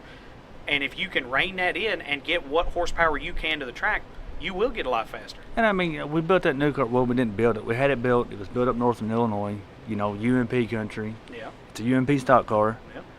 And so, you know, we got it built. We, you know, it was fast at Kentucky Lake. The guy that built it came down, raced with us some. You know, and they're like, you guys need to come up north. I was like, all right. You know, they run at Charleston, Illinois, Charleston Speedway. Right. They called it a 3/8 mile, but it's not a 3/8. It's more like Clarksville. Right. And so I was like, what gear do you guys pull up there? Like, we pull a 683 or a 700 gear. I'm like, good God. Hog gears, man. I'm like, why? That's just what everybody's pulling up here. I said, we ain't got none of this. All we got the 650. And they said, it ain't going to work. You come over with a 650, you're going to get laughed at. And so Dad was like, you know, we thought on it. Dad said, you know what? We're going with it. We didn't get laughed at. I'd never seen a racetrack before in my life. We're qualified second overall out of 40 cars. We had 40 cars on it. It was UMP Street Stock Fall Nationals. Right. Qualified second out of 40 cars. And so I started on a pole second heat, and the guy starting outside of me was David Hurst. He was leading national UMP points at that time. Damn. Yeah. And me and him had a hell of a battle for the lead until I goofed up. And, you know, that track's all on the high side, and so I got pinned down on the bottom, and I ran third that night in the heat. And the rest was basically history. I had to start so far back. And you think it's finishing third in the heat, but, you know, 40-car field, and they're going Right. to start with 25 cars. Exactly. So I had to start deep, and I made one lap at night. And when I made that lap, I crossed the line on my roof. So, I mean, and it happened, you know. I think I remember the pictures of that. Yeah. Well, my wife Lauren, she was freaking out because there was 2 or 3 of us involved. It wasn't. It was just a racing deal, you know. And as I was laying upside down, I was stuck between 2 cars. You know, I had to move one car to get to me. And so I was just, you know, hanging there. And they were like, "Here, we'll just flip you over inside." I've been there, man. You know, "Here, we'll just flip you over inside." And I said, "Nah, get me the hell out of here." I said, "I want out of here first." I said, "Usually flip back over. That's the worst part. That's what hurts the worst." Bam. And so, you know, we fixed the car and made some adjustments, and the car's still fast. I mean, we still like it.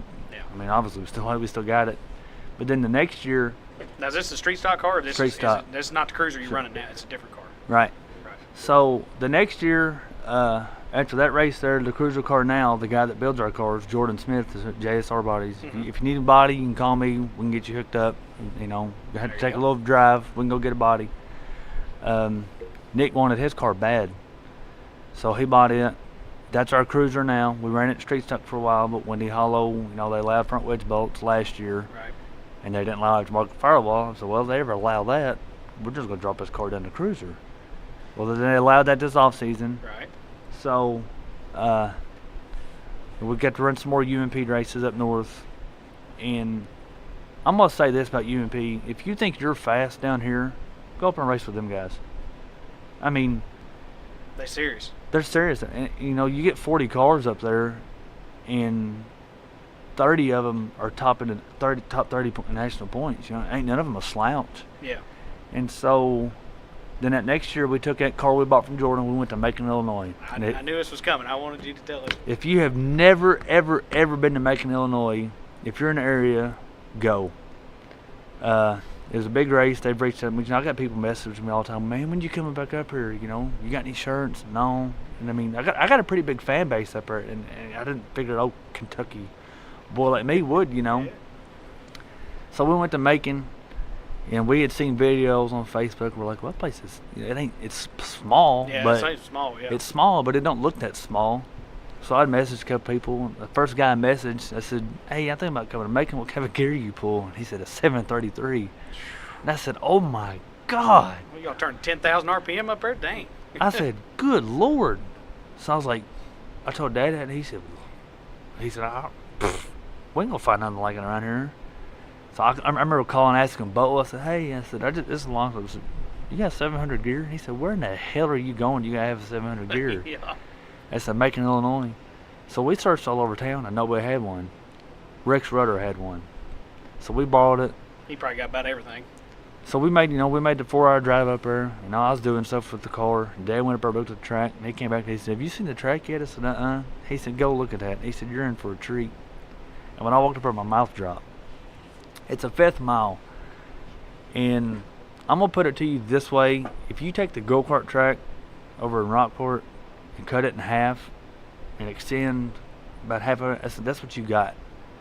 That's how little this place is. Wow. And it's crazy because they run a Lucas Oil show, late model show there. Oh, yeah. They run a Summer National show there. And the places are, I've never seen nothing like it. It is by far my favorite racetrack I've ever drove. Gene always told us, if you can drive Windy Hollow, you can drive any racetrack in the country. And I believe that. I believe that. Until I went to Macon. I said, if you can drive this racetrack, or you can drive anywhere in the country, because it's a driver's track. Yeah. I mean, us street stock, we're going around it about 12 seconds flat. I mean, we're moving. And, when we first went there that night, the track service is about like Tri-State Speedway. I'd never seen nothing like that. I mean, I'd seen it, but I'd never been on it. And we came off a hot lap. So I told Dad, I said, I don't know what to do. I said, the car's tight, because I like a tight race car. Well, the track will come to us. Okay, so then we qualify. We'll qualify horrible. I think we had like 45 cars that night. I qualified like 28th. Yeah, it was, yeah. Tough. Yeah. Right in the middle, man. That ain't the... So we started 5th in the heat, and I ran 5th in the heat. And I saw it put me on a pole for the B main. That's what I said. I ain't ran a B main since I run over at Chandler. I said, it's been a long time. He said, what do you want to do? Because we kept expecting the track to come around. Kept expecting it to dry out, and the car would finally quit pushing. Right. And it never would. So we finally just threw some crazy adjustments at it, and it worked.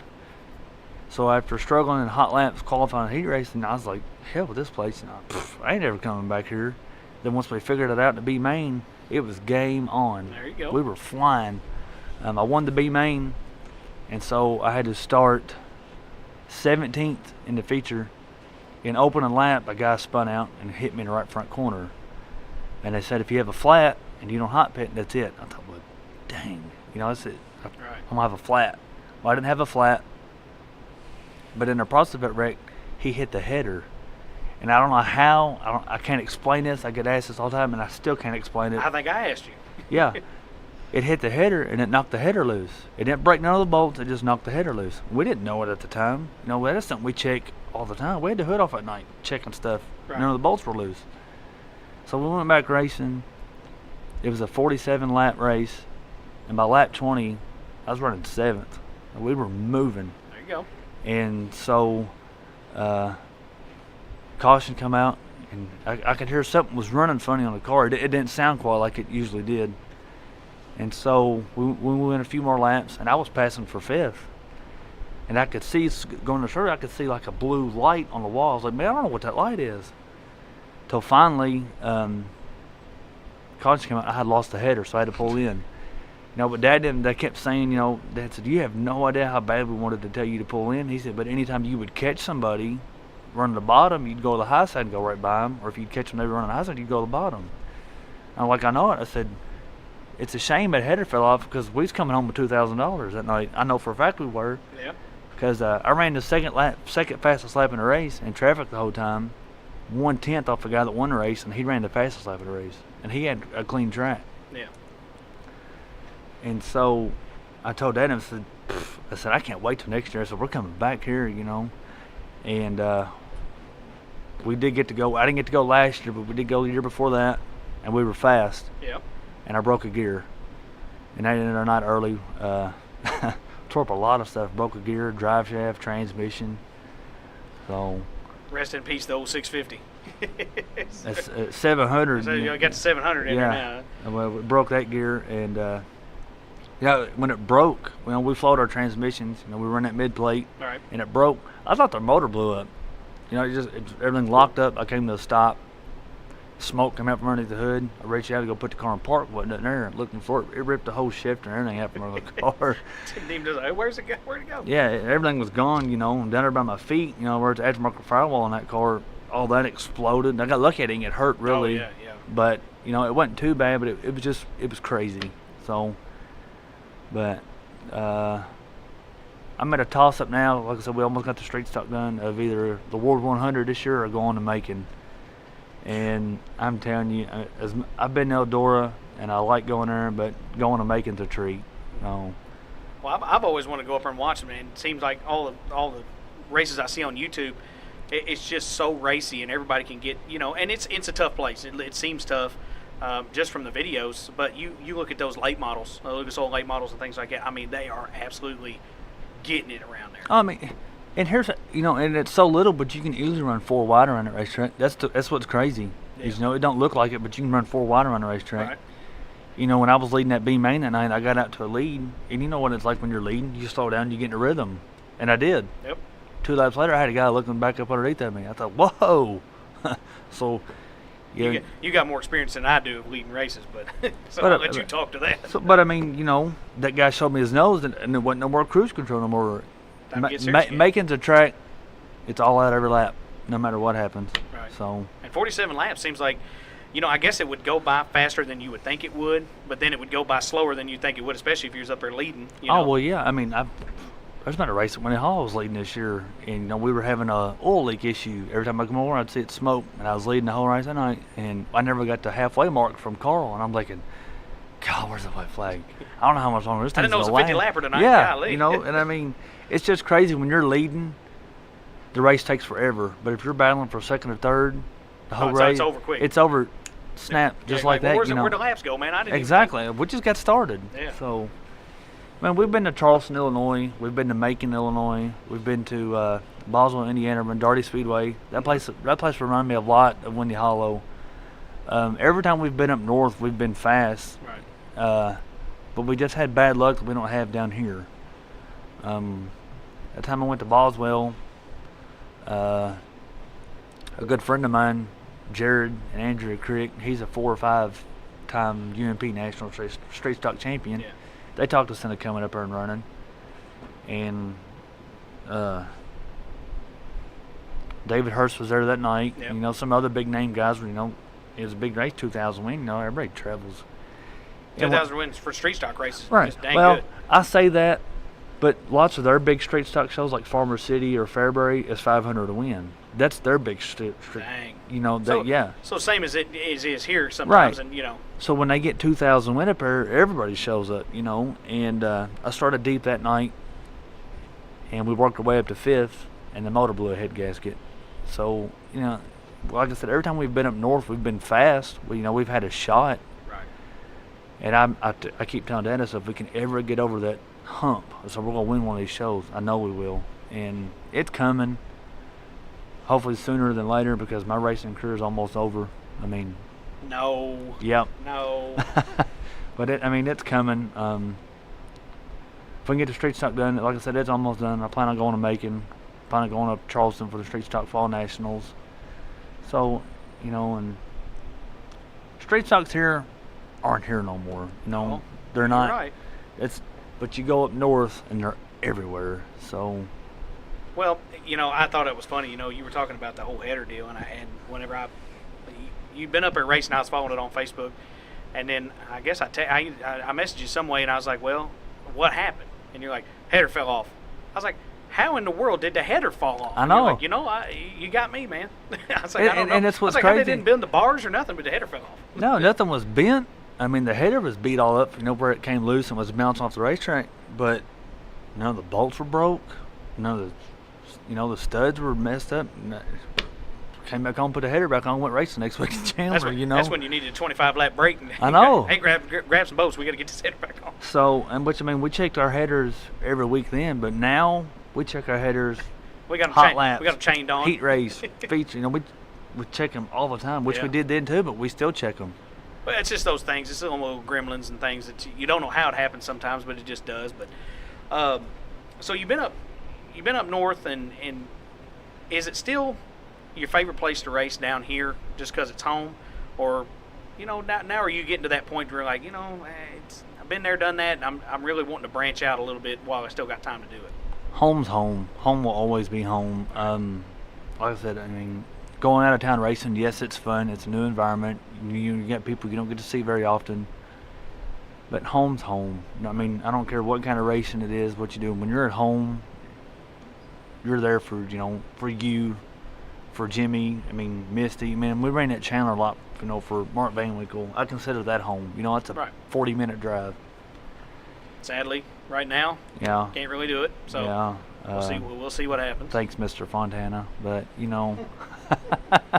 easy. Home's home. And he's gonna get us blocked. You travel. I don't know what from what. You travel 4 hours north, and you got a fan base up there. But when you run at your local track, you got little kids that come up to you that you don't even know, that just think you're the absolute world because they know your name and they know your car and they know who you are. And racing's all about fans anymore. It's like like Macy said, we can go down, we can race, or Shane, whoever, we can go down, we can race every week all we want. If there's nobody in the stands, then why do it? Oh, absolutely. Why do it?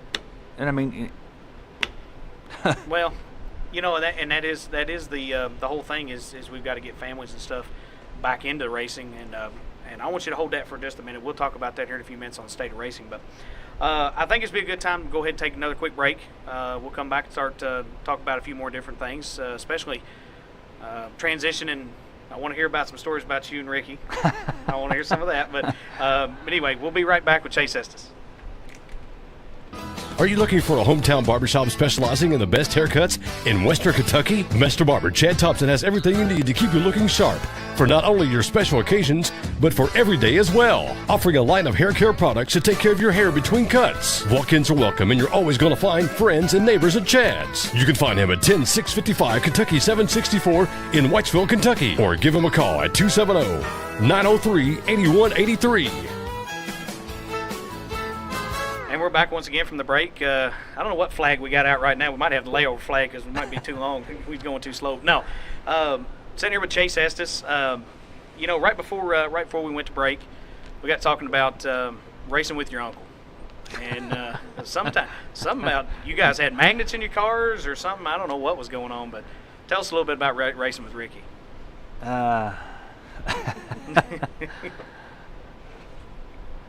2008. We weren't running for points that year. He was. And it got to where he was driving for Buddy Pearl. Buddy Pearl. Oh, goodness. Buddy Pearl was determined. I take it back. It'll go back to 2007. Right. Me and Ricky was running against each other at Windy Hollow. And I was running for points. Bill was running for points. And me and Ricky never had a feud. I can't say me and Buddy Pearl did, but there was a little bit of a rivalry. Bill had blow up a motor, And so Buddy pulls the motor out of Ricky's pure stock and lets them use it. I'm like, what the hell, you know? Thanks. Yeah, I mean, yeah, that ain't very teammate-like, you know? Yeah. So then 2008, we come back, and me and Ricky got together 7 times that year. 7 times. 6 out of the 7, I was leading. And they were never my fault. I never understood it. There was one night, it was in a heat race, and it broke the rear end, it ripped everything up from underneath the car. We was come off turn 4, and he said, well, you came down. I said, came down? I said, I'm running the high side at Windy Hollow. I said, why would I come down, you know? But it got to the point that year, Nick was getting fed up with it, and I think Buddy wanted to beat me bad, and Ricky did too, you know? Right. I can't say I don't know what it's like, but I mean, he was probably getting a lot of heat. Hey, man, your nephew's kicking your butt every week. How's that feel, you know? Got the young gun out there. But I mean, and so, you know, Nick was getting fed up with it. My dad was really fed up with it, you know? I mean, off the racetrack, we were all fine and dandy. But, you know, Dad was like, look, if he does it again, he said, we own a salvage yard. We can build these things every day. It's true. Okay. You know, but I was 18. I didn't drive like that. You know, I got mad, but I brushed it off, you know. But I remember when I was 18, man. That was a hard time in racing. It's hard to be an 18-year-old kid in a race car. It is. I mean, and I'm guilty of it, and I finally grew out of it. But I mean, you know, I was 15, 16, 17 years old, and I was winning races. I thought I was a hot shot. I thought I was, you know, hot diggity dog. My stuff didn't stink. You know, I had the attitude. No. And I learned real quickly, 18, 19 years old, after I won that championship in 2007, I threw a fit one night, and I showed my ass, you know, and I shouldn't have. And after that, I kind of learned, this ain't going to get you nowhere. Nope. It ain't. It don't. All it does is it makes you look stupid. And you think you're right. You know, at the time, you think you're like, oh, yeah, well, I'm mad. That's an excuse. Yeah, you throw a fit, and people's like, ooh, he's mad. But they're like, he just made himself look stupid. Absolutely. And I learned that, and I grew out of that, you know. And I mean, like I said, I walked around, I was arrogant, I was cocky, I was winning races, you know. But I learned they don't get you nowhere. It absolutely gets you nowhere in life. No. Especially at a racetrack. So once I learned that, I became a better person on and off the racetrack. I mean, like I said before, you know, home's home when you're racing. And to see you come up to the stands and see little kids' eyes light up and wave and smile, there's no better feeling than that right there. Well, so, it makes it worthwhile. It does. I mean, I've won my fair share of races, you know, and I mean, our old shop is plumb full of trophies, of my trophies, my dad's trophies, Ricky's trophies, and then my personal house is full of trophies. And it's gotten to the point now where, you know, they don't give you your trophy till you pass through tech. Mm-hmm. But, you know, I'll get my picture made. I see some little kid. Once I get my trophy, I'll go find them in the stands, and I'll give that trophy to the kid. I don't have no room for them in the house. You know what I mean? Yeah. I mean, the last one I won, I still got, but I mean, it's 3 foot tall. I'm like, dang, that's a pretty nice trophy for a regular ride. I'm gonna hang on. Yeah. I'm gonna hang on to this one, you know. But you know, you take other ones, you know, it's 14, 15 inches tall. Right. I don't need that. My kid don't need it. You know, I'll give it away. Make some other little kids' night. And that's a great thing, because you know, just that little gesture right there, a lot of people don't understand how that makes that child feel. You know, just a sign, you know, when they do fan appreciation on the racetrack, and it may get some candy, or you sign a little, you know, photo of your car and give it to them, because that's something special to a kid, and I think that they can carry that and be like, you know what, I remember when that guy did that. They're super cool. Well, I mean, you know, you get certain kids that take their picture, they get their picture made with everybody who wins. It's just what they do. Right. You know, they think it's neat. I'm going to go get my picture taken. But if you take that little gesture and give them a trophy or something, right, you may not know it, but you have a fan for life. Oh, yeah, from there on out.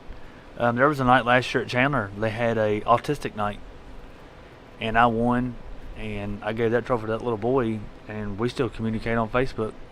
Me and the kid's parents, we still communicate on Facebook. Right. He asked, you know, they would always send me a message, "Are you racing at Chandler this week?" "Yes." "Okay, we'll be there." And every time I won, he was out there with me. I'd pick him up, You know, they had Richard Wall. They'd bring him to the wall, and I'd pick him up, and we'd go get our picture made. You know. Right. So I mean, stuff like that is totally awesome, and I love it. Well, while we're on the subject of kids, I want to ask you this. You've had a decently long career in racing by now. You're still a young man, but you've done a lot, and you've experienced a lot, especially with your family. But we want to talk about those kids and different people. You know, in your career, and you can think about and you can draw from knowledge. We're talking about what advice would you give? Like, say those kids were there and you were talking to them and different things. But what advice would you give to get these kids interested in the sport and get these kids to want to be in the sport? Well, you know, a couple years back, Messenger Inquirer did a whole interview on the whole entire Estes family. And I know racing's more expensive now than what it was. I mean, I think they did an interview in 2008, so 10 years ago, now that I think on it. And racing's more expensive now than what it was back then.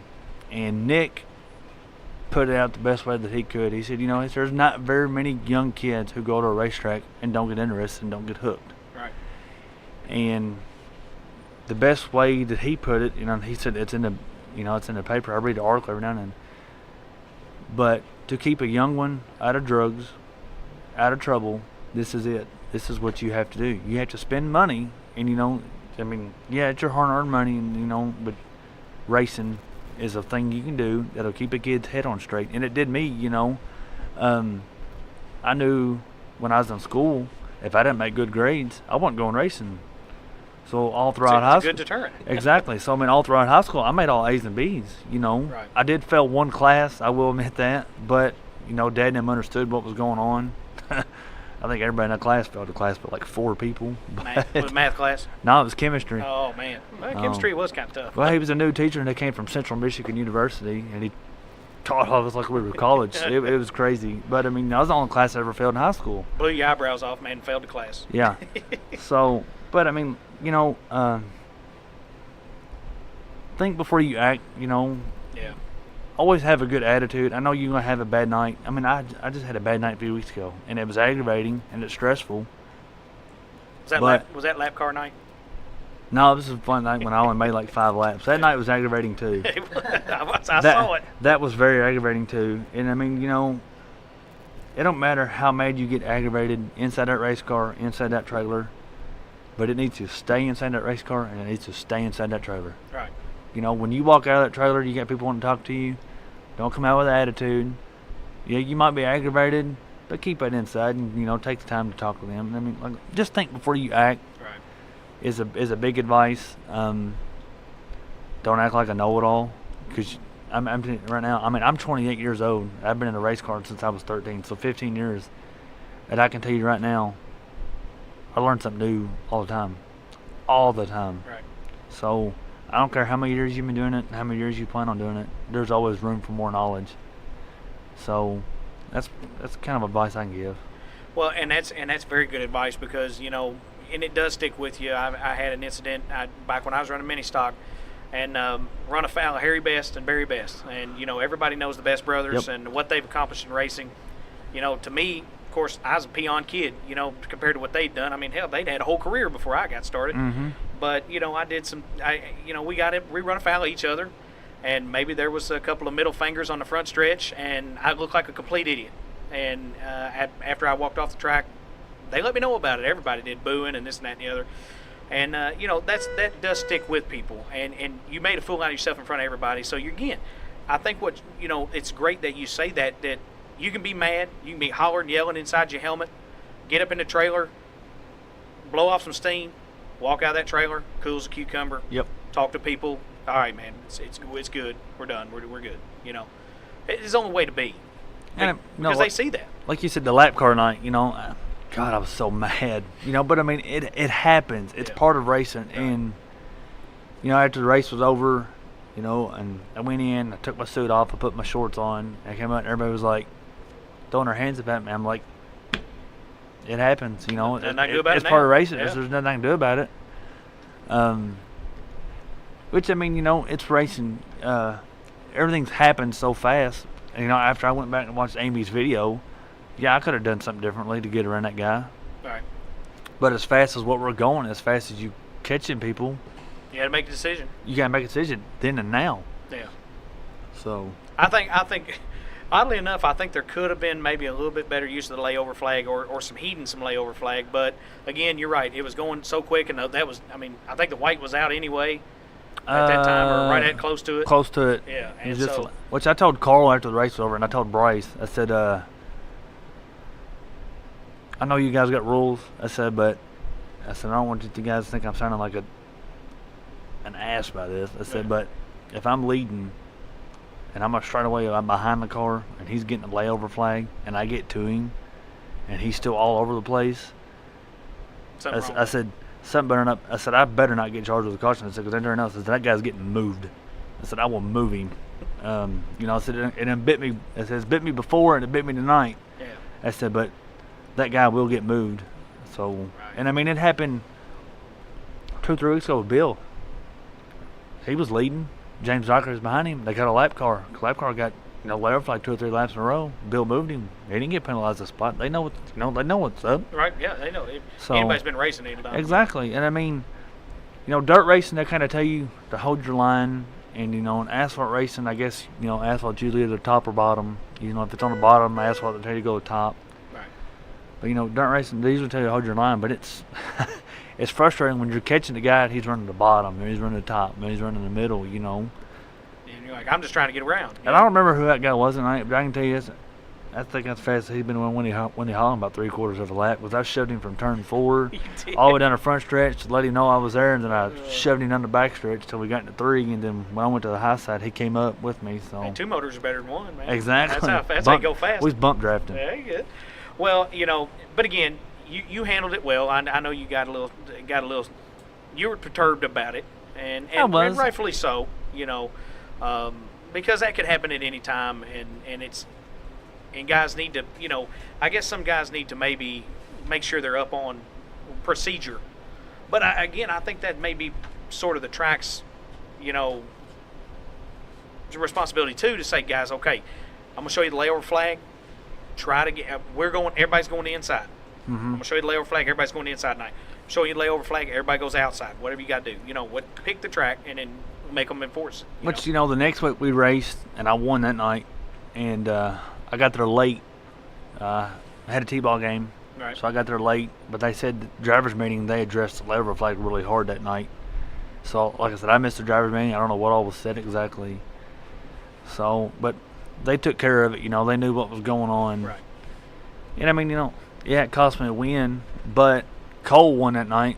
But Cole didn't walk off with it. I made him earn it, He was right there. A lap or 2 later. I mean, he led the last 2 laps, and half of them we were side by side, so he knew I was there and I wasn't going to give it away. Right.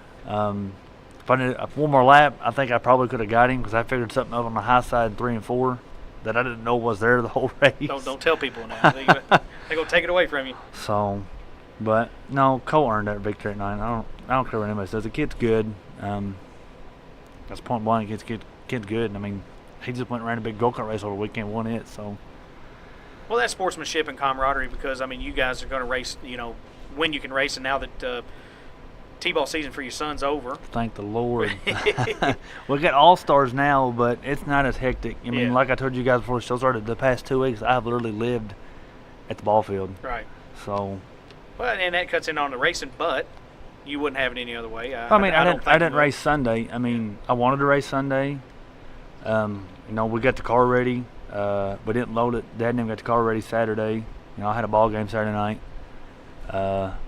Championship game Saturday night. If we got beat, we were done. If we won, we had to play Sunday. Right. So we got everything ready just in case we got beat. But I told Dad and I said, we ain't racing Sunday sometime right now. I said, we're going to win this championship. So, and we went out and we did. But, yeah. That's good. Well, that's good though, man. And that's cool that you're sharing some different things with your son. Well, it's like I told Dad, I can go racing. We can go racing whenever we want to. And this is his last year in T-ball. Yep. I said, I'll never get this back, That's right. So this is a moment I'll cherish from here on out. You still got that car. It's sitting right there. You can pick up the keys and go anytime you want. But something like that, you're exactly right. You won't ever get that back. No. And that's going to mean something to him we talked about it a little bit. You may try to get him into go-kart racing here fairly soon, but you've got, that's something special that you guys can share that's not racing related. But then you can make those memories too, And me and my wife Lauren, we've talked about it, getting him in a go-kart here soon. We're going to get All-Stars get over, see what happens. If anything, if it don't happen this year, Santa Claus will bring something this winter. I can guarantee that, but we'll just see what happens, He's ready. He's ate up with racing just like I am.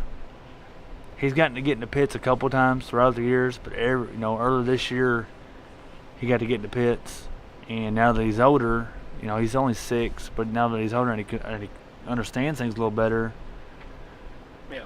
Every time I go to races, Dad won't get in the pits. Which, I was that same way when Nick would take me every week. We'd go to races. Right. If Ricky was racing, I want to go to the pits. That's where the action's at, It is. We got him a bag of cars in a trailer, and every week we take an old ice scraper and we make a dirt track somewhere out there, and he sits there and plays. If we're doing something in the car, he helps out when he can. He really enjoys scraping mud off the car. And then here lately, that's an important job. He really enjoys climbing in the car, putting my helmet on, putting gloves on, and putting the steering wheel on. That makes his day, And it's just neat. It's gonna be his seat one day, man. It is. Here soon. Especially with go-karts. So I'm gonna say I give my career 2, maybe 3 more years, and I'll hang it up and focus on my kids. So. Well, it'd be sad to lose a Chase Estes out there racing, but it's going to be pretty cool to have, up and coming Caden is going to be in there, and that's going to be pretty cool. I'm happy with my racing career. I've won championships, I've won races. I have nothing left on my agenda that I want to check off. I can hang it up. We can hang it up this weekend, and me take him go-kart racing, and you wouldn't see me frown upon it. You wouldn't see none, All right. And that's how my dad is. They have these mechanics races every year, and you have no idea how hard I try to get my dad to climb in that race car. And it ain't happening. It is not happening. Why? Because he enjoys watching me and see the success that I have. Right. So, Dad gets in the car. Anytime we go racing, he gets in the car one night guaranteed, and that's usually after the race was over, because I make him bloated. So, because I'm wore out. Most people don't think you go out there and you turn left. No. There's a lot more to going out there than turning left. You're thinking constantly. You're looking constantly. When I come off turn 4 every lap, I look at my gauges, I look at the flagman, and I look at going in turn 1. All in a matter of 2 seconds. You know what I mean? And when I come off turn 2, I look at my gauges and I look straight ahead. And that's lap after lap after lap.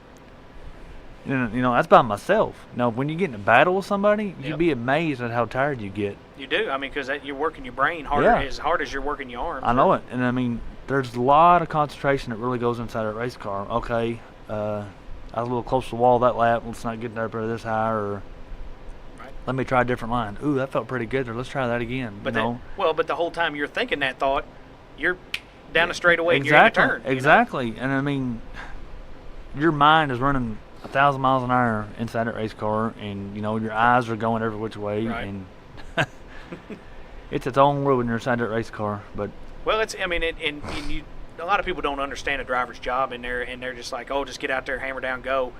But you're right. You got to pay attention to those gauges. You got to listen to the motor. You got to listen to make sure see where cars are around you, because you can't always turn your head. No. You got to make sure you know where your car's at on the track, where the lines are, where the grip's at. It's a mile-long list of what you got to do in 15 laps. I know it. And it's gone, just like you said. It's just gone. Even when you run a big special, you go out there and you run a 40, 50 lap race, the track changes. Yep. Start the race, it might all be on the top. And everybody runs the top. But eventually it's going to work its way down. Right. And if you're leading and you're running the top, you don't know what them guys are doing behind you. There could be somebody coming on the bottom. I was a guinea pig one night. I was at Clarksville. I'll admit it. Cassidy Gibbs got me. I was leading the heat race. I was gone by straightaway. Checked out. She went to the bottom and found something. I was just sitting up. Yep. Coming to white flag, she blew past me. There's nothing you can do. There was nothing I can do. I went to the bottom next corner, but that was it. Well, Well, and that's the thing is it's a constant work It's a constant job, and it is tiring. And you know, you talk about arms are jello and things like that, and you know, you have things happen during the race that, you know, maybe the car's ill handling. Now you've got to figure out how to drive it to where it can get you to the end of the race, or because you can't get paid unless you see the checkered flag. Exactly. So, you know, I want to talk to you real quick about, and I know you can definitely add your dad and your uncle and all of them to your list of heroes and favorites, but and sometimes not your uncle, depending on the night of racing. But yeah. But, you know, I know you got a list of guys that you grew up watching that probably either still race today or may have retired. But tell us about those guys. First off, you know, my dad always. I mean, that's that guy right there. I can't say enough about him. You know, that's my dad. That's my best friend. We talk every day on the phone. And then, of course, there's Ricky, you know. Yeah. And then, you know, Larry McMahon. That was my uncle. You know. Very good driver. Exactly. Bo and Gene, their family. Bo's a wheelman. Oh, yeah. I wish he'd get back in the car, actually. But you and me both. He got a family now. But, I mean, you know, Randall Sweeney, I can remember watching that man do some remarkable stuff. And at Windy Hollow and Cedar Ridge and, you know, there's a long list. I mean, I remember going to China when Ricky Burner, Tim Durlin. Yep. The laps that he used to run, and Tim Racine. You know, that's probably names people. I know Tim Durlin's a name people will remember. But I don't know about Tim Racine. I've seen that guy do some pretty incredible stuff over there. I'm trying to think of who else. I know there's some more. Put me on the spot. Hey. Well, it's a long list of guys over the years, you know. Frankie Bartlett. Oh, at Whitesville. Yeah, I mean, that's exactly, you know, and the list goes on and on about, you know, stuff, you know, racers that I've watched, that I've enjoyed watching. You know, I really remember watching Bo back in his younger days, or even when he was a little older at Whitesville, you know, just wearing veterans out. You know, Larry, my Uncle Larry, he was one of them, he was wearing him out, you know. Right. So, like I said, you know, there's Randall, Tim Durlin, Ricky, Dad. There's somebody else. I can't think. I went blank. But I will say this. It'll come to you. I will say this is a name that I never got to watch, never got to see, but I've heard many stories. Wayne Coakley. Oh, yeah, absolutely. I've heard so many stories about that man that it was unreal. Dad didn't tell me one night that was at that Windy Hollow. And he went and turned one, and the lights went out. The place went plumb black. I've been there, done that. And they said, everybody let out. And you hear a car wide open all the way down the backstretch, all the way through 3 and 4. And he didn't let up till like at the flag stand. And that time the lights then came back on. And they said it was Wayne Coakley. They said that's how well he knew that racetrack.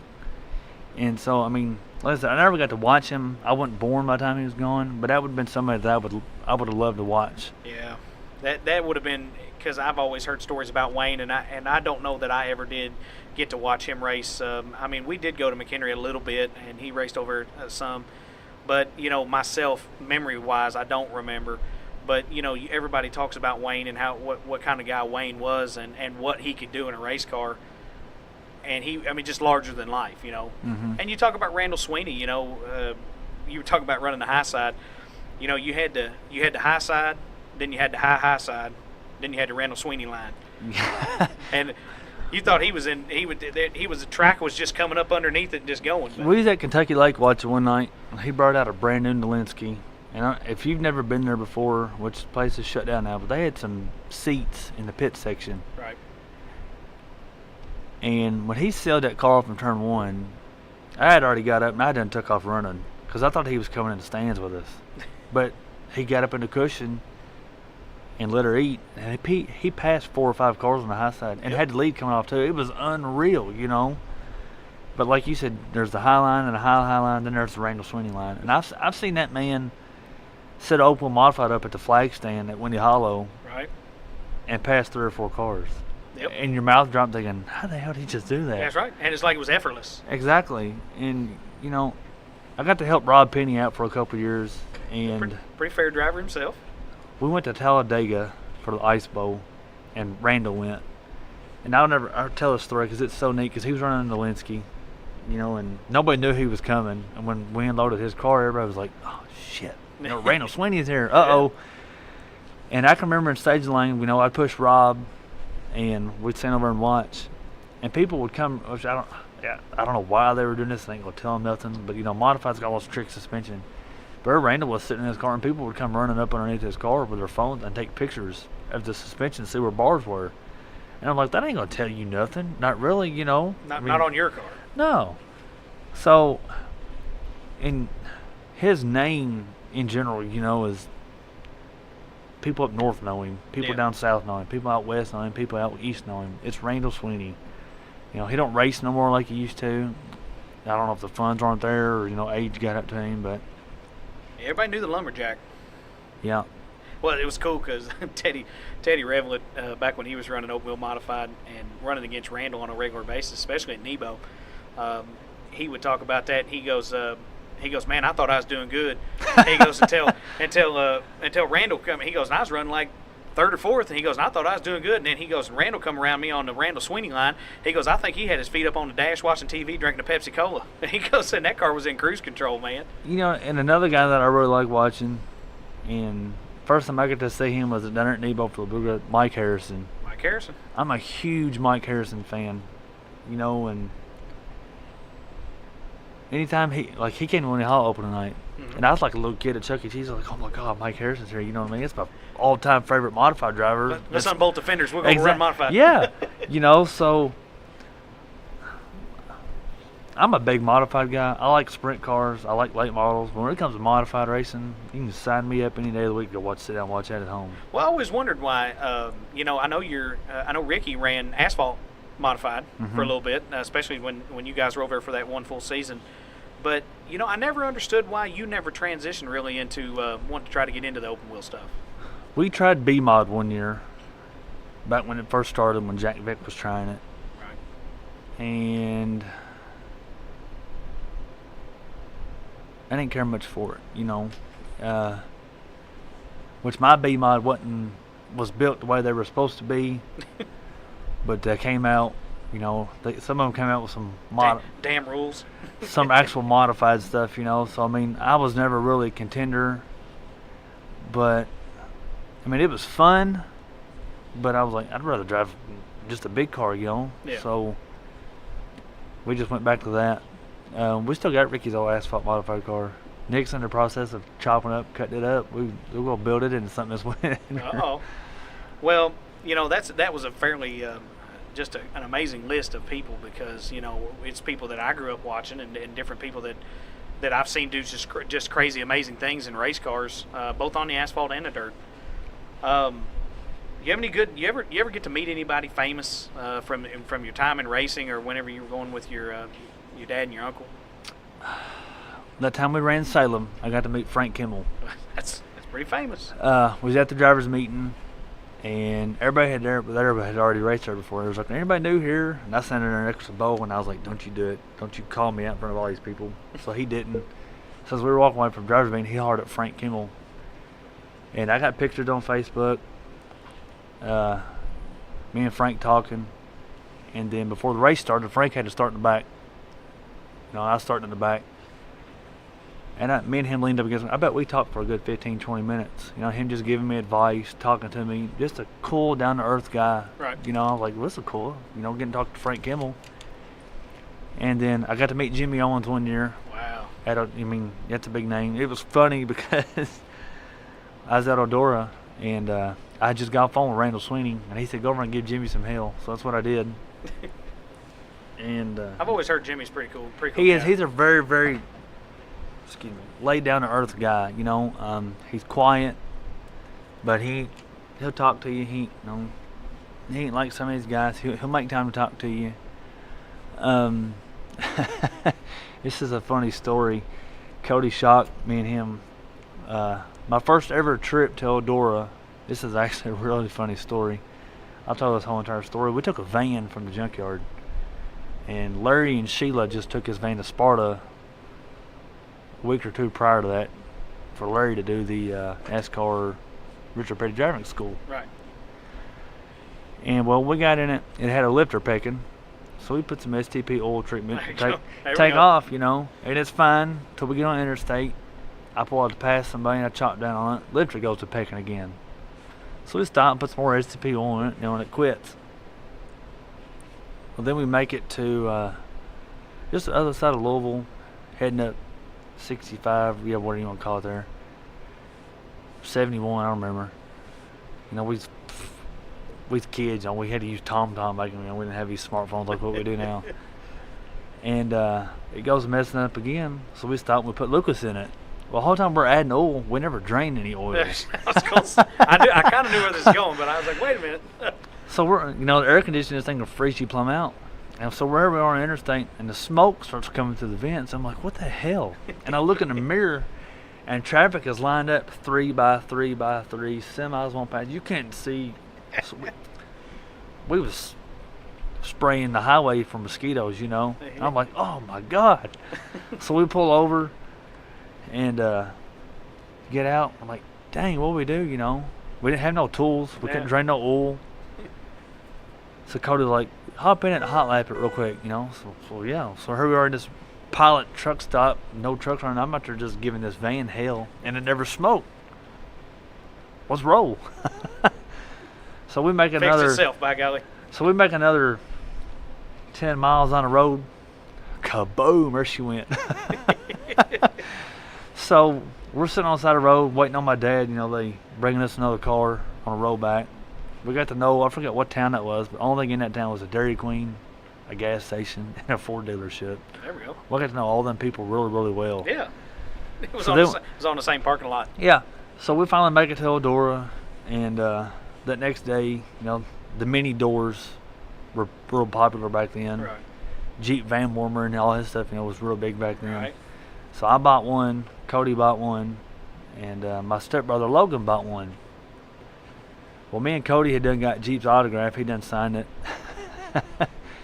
Logan's like, well, I need to get a Sharpie. And Cody said, go over and ask that guy right there. So Logan goes over there, and he's like, hey, man. You know, showed him the door, and the guy was like, kind of looked at him funky, like, all right, why am I signing this?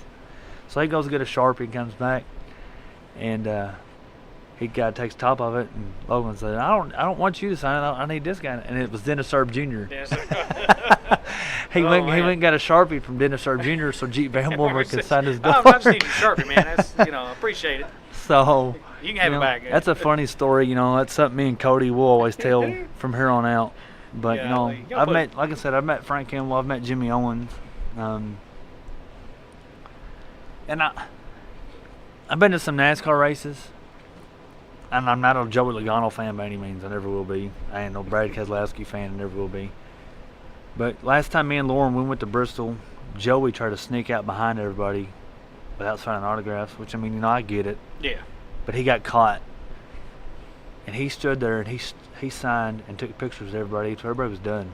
So, I mean, Wow. I have respect for that guy today. Even though I'm not a fan of him, Yeah. but for him to sit and do that, he could have easily, I ain't signing nothing, go on, you know. Yeah. But that's about the only famous people I've met, you know. Well, hey, that's not a terrible list. No. And involved blowing up. That van had probably about damn 10 quarts of oil in it. if a little's good, a lot of work better. Yeah. So, Instead of well, we needed was a wrench to tighten the lifter down, but by golly. well, it needed a wrench to drain some oil out of Yeah, it. that's what it needed. We need an oil filter wrench so we can take the oil filter off a couple of times, you know, get some oil out of it. Well, Chase, I want to take one more quick break, and we'll come back on the other side. I want to get in the state of racing and a little bit of social media stuff, so we'll be back on the other side. Alrighty. Let's face it, we love racing. We need to keep those race machines in tip-top shape to stay competitive. That's why we rely on Mark V race cars and parts located at 2035 West 2nd Street in Owensboro, Kentucky. They specialize in stock cars, but you'll find all the parts you need for your racing, go-karts as well. They are your go-to experts for parts, wheels, tires, fuel, and a wide variety of other items to keep you on the track. They have hundreds of parts in stock and can special order thousands of others. Give John Hayden a call at 270-240-5587. All right, we're back. We're going to wave the white flag here, Chase. We want to get into something kind of serious here. Not that the whole thing hadn't been serious. But I want to talk to you real quick. I want to talk to you about the state of racing, man. You think about racing locally, and we only got really 2 or 3 tracks to draw around right now, and that may be part of the problem, But I want you to think about the state of racing and where we're at now, and how do you feel that we're doing with racing around here these days? I mean, racing now ain't what it looked like 10 years ago, 15 years ago, Cruiser cars now ain't what they were 10, 15 years ago. I mean, cruiser cars, like Shane Sullivan said back in 2000, were what bombers are now, Yeah. And so, 4 or 5 years ago, racing here was bad. The economy was bad. Yeah, it was. And, I've listened to the show, I've listened to other, casts, and like Jeff Macy said, we're rebuilding it, and it's slowly coming back up. Will it ever be what it was before? Absolutely not. It ain't going to happen. It costs too much. It's a fortune. I mean, I can tell you right now, if it wasn't for my dad, or if it wasn't for Nick in the junkyard, I wouldn't be running every week. Right. I couldn't afford it. Right. If I was on my own, you'd probably see me run maybe once or twice a month. You got bills you get, I mean, racing's a drug, it's a sport, and it's fun, but you gotta go work, you gotta pay bills. Right. So, and that stuff comes way before playing time does. But I mean, like I said, we're slowly rebuilding. I don't think it'll ever be what it was, ever. Yeah. Unless the economy just does a complete 180 and gas goes back down to 56 cents a gallon, and That'd be all right. unless Donald Trump does some major wonders, which he's already done quite a lot. But like I said, it's slowly rebuilding. It's getting there, but it won't ever be quite like it was. Well, what do you see? I mean, when you think about racing, I mean, what are some things that we're doing now that maybe that we're not on the right track with? Do you know of anything? I mean, does anything stand out that, like, hey, maybe we should really try to look at changing this? Well, lots of issue here is we got Windy Hollow, and we got Cedar Ridge, and you get different sets of rules at both racetracks. That's going to be the most common thing. You got tracks within 45 minutes of each other, Right. An hour for most people, and you get a set of rules, which they've agreed to some part. They drew a line. Well, I don't agree with that. I'm not doing that. Well, I'm gonna do this. But the rules is what hurts. You go up north. You got UMP street stock and they got UMP factory stock. UMP factory stock is basically our cruisers down here. They're allowed to run aftermarket firewall. They're allowed to run headers. They got to run stock transmission. They got a stock cubic inch, and they got to run a DOT tire. And there's no staggered. You got to run the exact same DOT tire over in a car. Right. And that's a fun class to watch. I mean, Winnie Hall had 4 cruisers Sunday. Cedar Ridge has been averaging 10, 12 maybe, sometimes 15. You go up there, they get 20, 30 of them a night. Yeah. It's a set of rules. And you got tracks. You got Kankakee, you got Fairby don't run them. Farmer City, Charleston, Darty Speedway, all these tracks that's within 2 hours of each other. Kokomo, it's got these set of rules, and these guys can go anywhere and race. Right. And so, I mean, the Hope for Harley deal's here in a couple, a couple weeks, 2 weeks, and I think we're gonna get to go. But they're allowing Windy Hollow cars to come. And the only thing that's kept me from going down there all year long was my car has front wedge bolts. Windy Hollow's allowed front wedge bolts, and when you have front wedge bolts, you gotta move the shocks. And Cedar Ridge, you're not allowed to have front wedge bolts. They allowed the aftermarket firewall, but it's got to be in stock location, which mine is. Jordan kept it that way. But that was one thing that kept me from going to Cedar Ridge, is because of the front wedge bolts. But now that they're changed that, we can go there and run. We got an All-Star tournament out of town that weekend, so I mean, if that gets over in time, I'll be at Cedar Ridge racing for that. But I mean, that's what I think can mostly help is, you get all these tracks and get them on the same rules. Because, I mean, Jimmy and them running on Friday nights, sometimes they run on Sundays, and you get Richard and them running Saturday nights. I can remember back when Mark Rowe was running, and Randy Westerfield and the Nova, and Clint and Cabot Sterrett and Tracy Hack and all these people, they had that top dog street stock series. Oh yeah. And they ran it Nebo. They ran it Soggy Bottoms back then. They ran it Windy Hollow. And they all agreed that all them tracks together and agreed on these rules. And there was some awesome racing.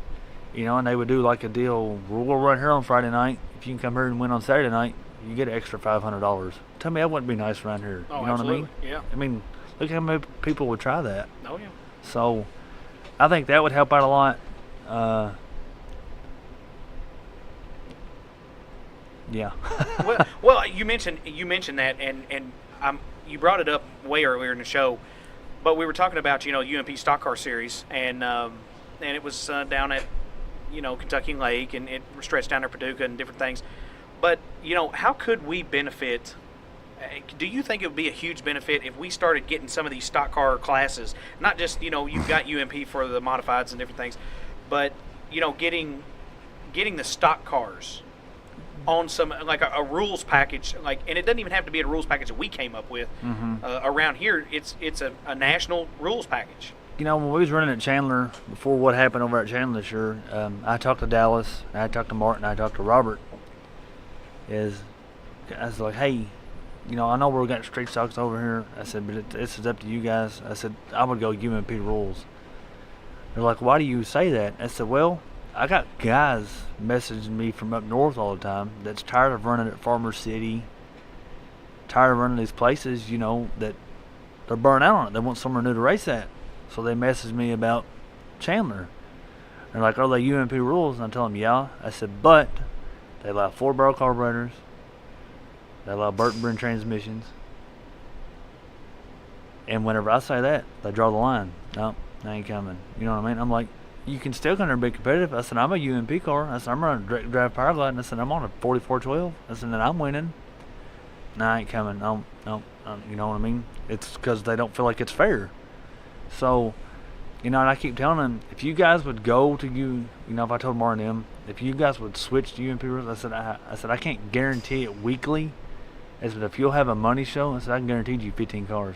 I know people will come, because, I said, I got 3 or 4 people messaging me week after week after week asking about the rules. I said, and I'm friends with lots of people up there. I said, I can get you cars. I said, but it's just a matter of, right, you guys changing the rules. And then Chandler had his deal happen over the winter, so we never get to see what could happen. I think it could happen here in Owensboro. It would take a lot of work. Right. Probably too much work. But, I mean, I feel like it could happen. It's just one of them deals. You gamble, you have to roll the dice and see what happens. Absolutely. If say they did do it, I would help out. I could go up north, give me some flyers. I'll pass them out. I'll do what I can for my local tracks to get the cars in. Right. I mean, I was going to for Chandler, So, but. Well, moving from that, and I think that's all good ideas, and I think that you're right. I think it could happen. It starts with a conversation, and it just starts with that, and trying to get people on board and get their head wrapped around it. And maybe it's going to seem like a little bit of growing pains, but anything can be big. It got big up there. Exactly. And it had to start somewhere. Exactly. I mean, you got UMP modifieds up north, you got UMP late models, and you got UMP mini stocks, and they got a sportsman division, and then you got your factory stock, and then you got your street stock. And but here we got cruiser, bomber, or rusty bolt and bomber, and I think you could probably no matter what you do, you're always going to have people mad at you. Oh, absolutely. It's part of racing. I've been there before flagging for Ricky to go-kart track. When you step into them shoes to help at a racetrack, you instantly become a bad guy no matter what happens. Right. So, I mean, if you take away from cruisers to give Rusty Bolts more, to combine them, the cruiser guys are going to be fussing. Well, I didn't spend all this money on a motor, and I got to change it. Right. Then you got a Rusty Bolt guy. Well, I can't afford that new parts, you know what I mean? And then so And then same thing with Bomber and Rusty Bolt. You know, you go to combine them, it's going to be the same issue. But I think some of that would help here locally. I could be wrong. I mean, I don't know. Bomber racing has been pretty good this year. Yeah, It's been good, exciting every week. Rusty Bolt's exciting, from what I've got to see. But I mean, there's lots of deals. There's a long list of stuff you could probably go by that would help our racing community out. And I would have to sit and think of them. Yeah. But I mean, that right there is up there at the top. But that's a start, you know. And, Exactly. And again, like I said, it starts with a conversation, and it starts with people listening and being like, you know, it's not a terrible idea. No. But one thing I want to ask you about, this is a hot button issue these days, is social media and racing. And we see it all too often that, you know, people can get off in the ditch, you know, on social media about the tracks, racers, promoters, other fans. I mean, what do you think about social media and racing these days? And is it helping, or is it hurting, or is it, you know, doing both? I'm in between. It can help out a racetrack, and then also it can hurt a racetrack. I'll admit I was guilty of it. Last year, went to Nevo opening night. Their water truck broke. Track was rough. I was there. And it was dusty. Yep. Heat race, we took off down the front stretch. Me and Rex Rudder was in the back. I dropped to the bottom. He dropped to the bottom. He couldn't see me because of dust and hit me left rear, broke the rear end. What did I do? I immediately jumped on Facebook, blamed the racetrack. Should I? Absolutely not. That's where I said earlier, think before you act. Oh, yeah. Which, I mean, you're going to lose your cool every now and then, and it's going to happen. You're not going to think before you act. But, you know, then I got on and I said, it'll be a long time before I come back to Nebo, blah, blah, blah, blah, blah. And should I said that? No. Where was I at 2 weeks later? We put a new rear end in the car. Actually, we fixed the rear end in the car. I went back to Nebo and I won. You know what I mean? Yeah. Track was still rough. But, you know, and opening weekend at Winnie Hollow, Jimmy and them put dirt on Tuesday and Wednesday. We went racing on Friday. Was that the smartest thing to do? No. Was the track awful? Absolutely. But I said in my interview, track conditions aren't the best. I know what they're working with, and they're going to get it fixed. And what have they done? They've got it fixed. Right. And so, I mean, you get on there and you badmouth social media, or you get on there and you post something to start stuff. All that does is stir the pot, run the track into the ground. People's going to see that. From You a know, long way away. Exactly. Like up north, you know, my post that I put about Nebo last year, like, well, dang, we was talking about going there this weekend. According to what he said, I ain't going down there. You know what I mean? That probably screwed them out of $500-$600 worth of people coming down there, you know? Right. So, and then it's good because you can do a lot of promoting on social media. You know, promoting on social media is easier than promoting on radio and stuff is now, you know? Yep. I mean, you put something on Facebook or on Twitter or anything, everybody's going to see that. I mean, you can promote here on 92.5 or 96 SC all you want, and I don't think that's going to get you to Corden, to Hobstadt, you know, I mean. Not very far away. Exactly. Hour and a half radius, you know, all the way around Owensboro. So, like I said, it can be good, and then yet again, it can be bad. Yeah. Well, and we want more people using it for good than bad. And, you know, we love these Facebook Live videos that people post. And, you know, maybe tracks to get a little butt hurt over it a little bit because, you know, if you want to see the show, you need to pay to come see the show. Exactly. But then again, you know, some of us can't, you know, working and things. And it's good to be able to watch the race. And we always want to see a good race. But I just caution people, you know, and you may have seen this too, is when people video races, best thing they can do, video the race and don't say nothing. Exactly. Because half the time you're like, well, I don't understand what that deal is. Oh, well, he's a dummy and this and that. That's a terrible thing to say, you know, and especially bashing the tracks and other racers. I mean, there's a guy, Josh Griffith is his name. He runs up north. Me and him's pretty close. He puts on this fall nationals for Charleston every year, and he's got a crew member named Matt Galloway. And everywhere they go racing, Matt films the feature. He don't do no bad mouthing. He don't do, he don't run the place in the ground. He talks during video under a caution. People ask a question, who's leading or what was the caution for, and he'll say so and so's leading. We had a caution because 2 people got together, you know, and stuff like that. I don't see nothing wrong with that, you know. Yeah. And he does that, and Matt will go live for Josh's fans, for the people that weren't able to make the show, you know, stuff like that. And I watch them all the time. Yeah. Because, you know, they got a series that's called a Midwest Stock Car Series. And You know, all them races pay $800 to $1,000, and they travel everywhere, and so not everybody can go to them. So Matt filmed them, and they're fun to watch. This just in. And you know, people's mouths. You know, there's little kids around. I mean, we play ball over here at Moreland Park, and one of the rules is no cussing. Watch your mouth. You know, if you cuss one time, it's your first offense. You're suspended that game. Darn bugs. Yeah, and we're inside. You're suspended that game, and then you're suspended for the very next game. That's your first offense, and then the second offense is adios for the rest of the year. You know. Yeah. And I mean, I got a potty mouth. But I do know when kids are around, I try to watch what I say. You know, so I don't look bad to them. You know what I mean? Yeah. So it's one thing around adults and this, that, exactly. This, that, but, you know, those kids can carry that. Exactly. I mean, my little ones, he's picked up on it. My daughter has too. You know, but I mean, it happens. You know, he don't say nothing too bad. Yeah. Yeah. Yeah. So. Well, that, you know, and you're exactly right, and that's what people need to pay attention to is who's watching. But again, it's worldwide.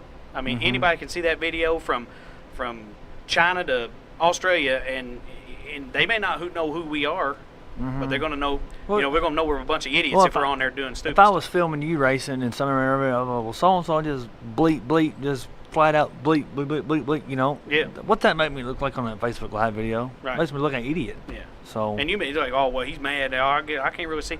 But who are them guys, man? They're crazy. You know. Exactly. You know. So you got to carry yourself. Exactly. Well, Chase, real quick, buddy, I want to.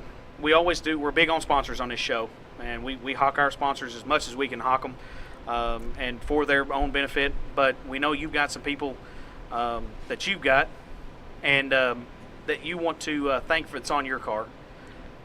Well, first and foremost, I want to thank you and Wes for getting me on the show. Thank you all sponsors for putting this on. This is a cool deal. This lets people see.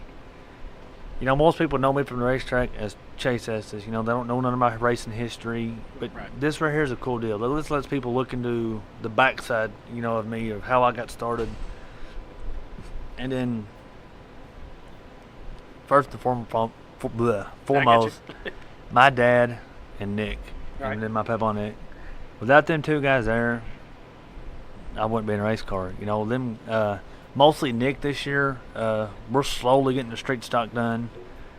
I wasn't going to coach T-ball this year. I did it in the fall last year, and I was like, hell with this, you know.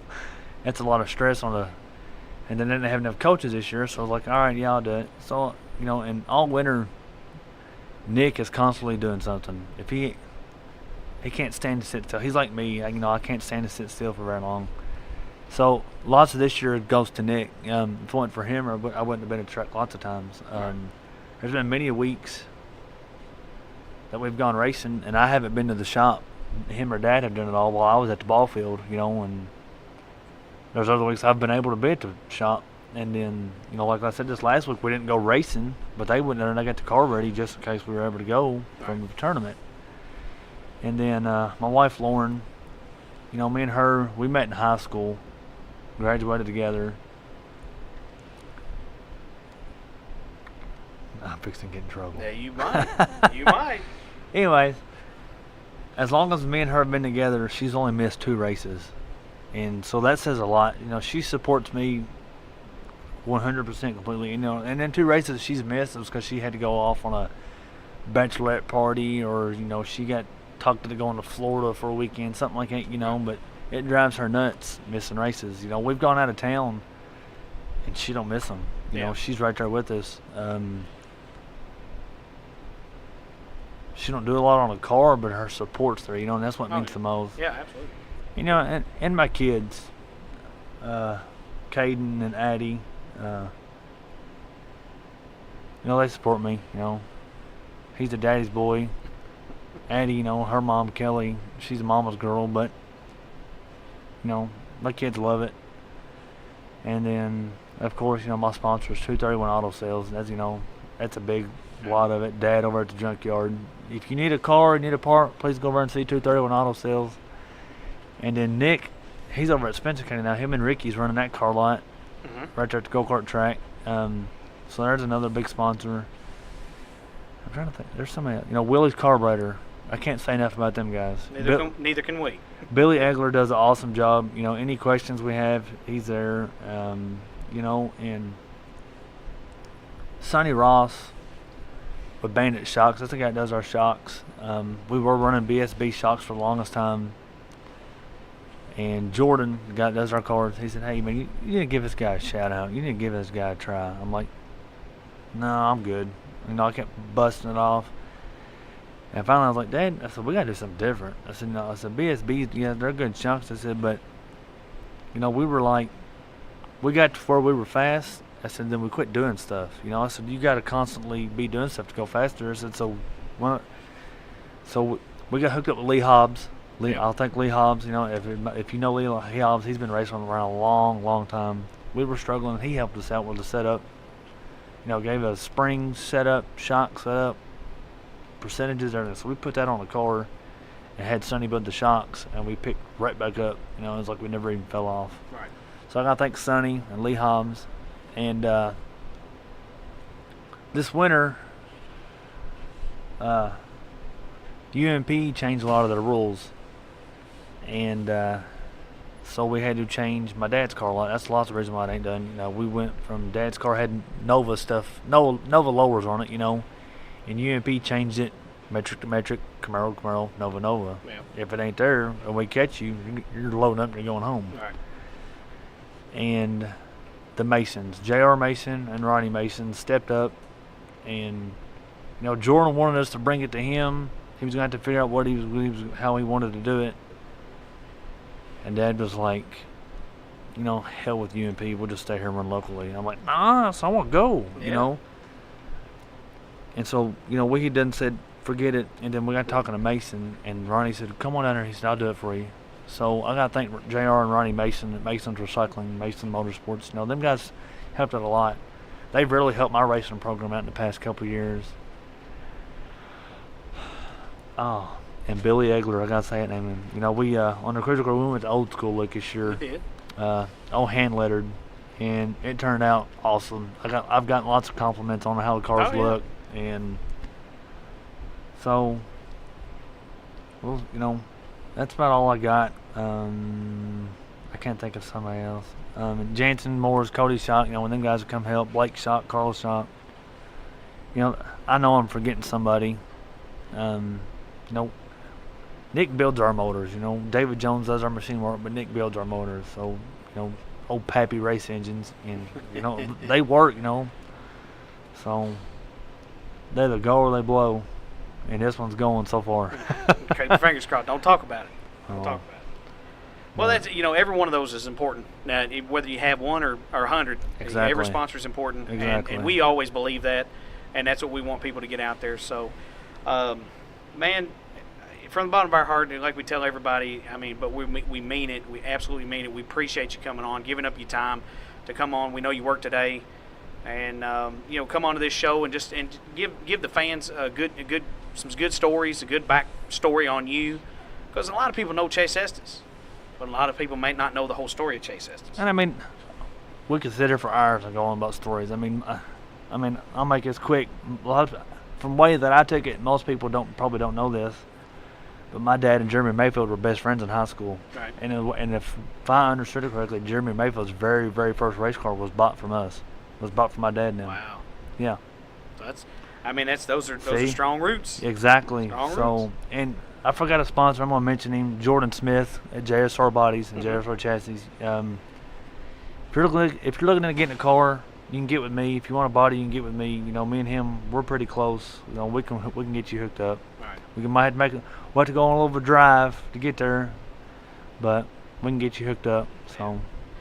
Well, again, Chase, man, we appreciate it, man. And you say that we sat here and talk for hours. That's all. That's why this only has to be part one. We can always have it a part two. Exactly. So, and we want you to come back on, later down the road and talk to us and tell us what's new and cover everything we missed. And it's been a great interview because we just sat here and talk.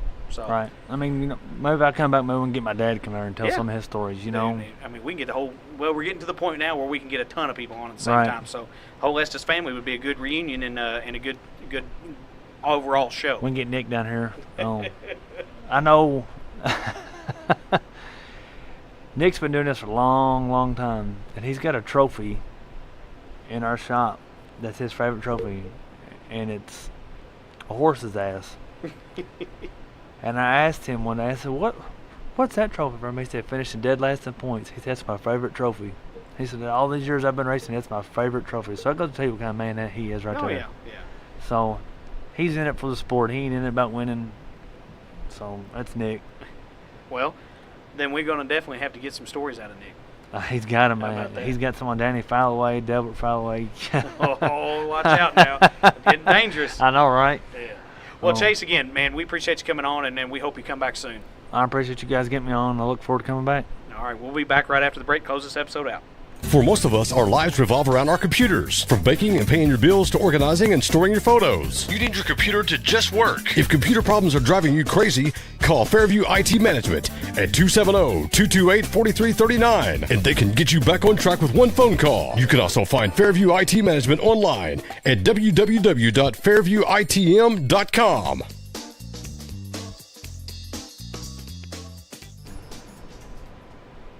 Man, oh man, was that a show. It was. Look, It was, man. Look, I came back from the break this time I don't know why. because I wanted to. Okay, that's fine.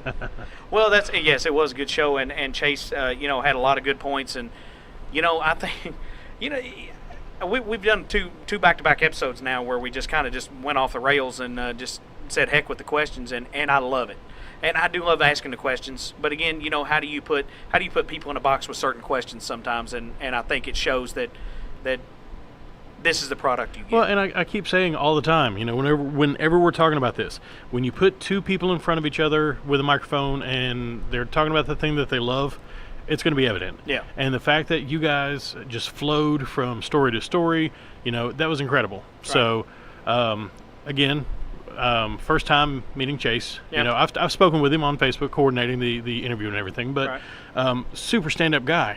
I mean, he was, well spoken. He knew what he was talking about. He was just a great guy, and sometimes there are people that when you start talking about things that could rub people the wrong way, they can go down a bad path with that. Yeah. But he talked about rules, and he didn't want to force anything. He expressed his opinion well, and it was great. I enjoyed it. I enjoyed the hell out of it. Well, I'm glad you did, man, and I'm hoping that everybody feels the same way. I think they will. Another great show and another great set of stories, stories that I never knew, and I've known Chase a long time. And but there's a lot of people maybe don't know Chase out there. They know that number 15 car. They don't know who he is. But and we're doing our part to get his stories out there and to get him out there to those fans and make new fans for him. So.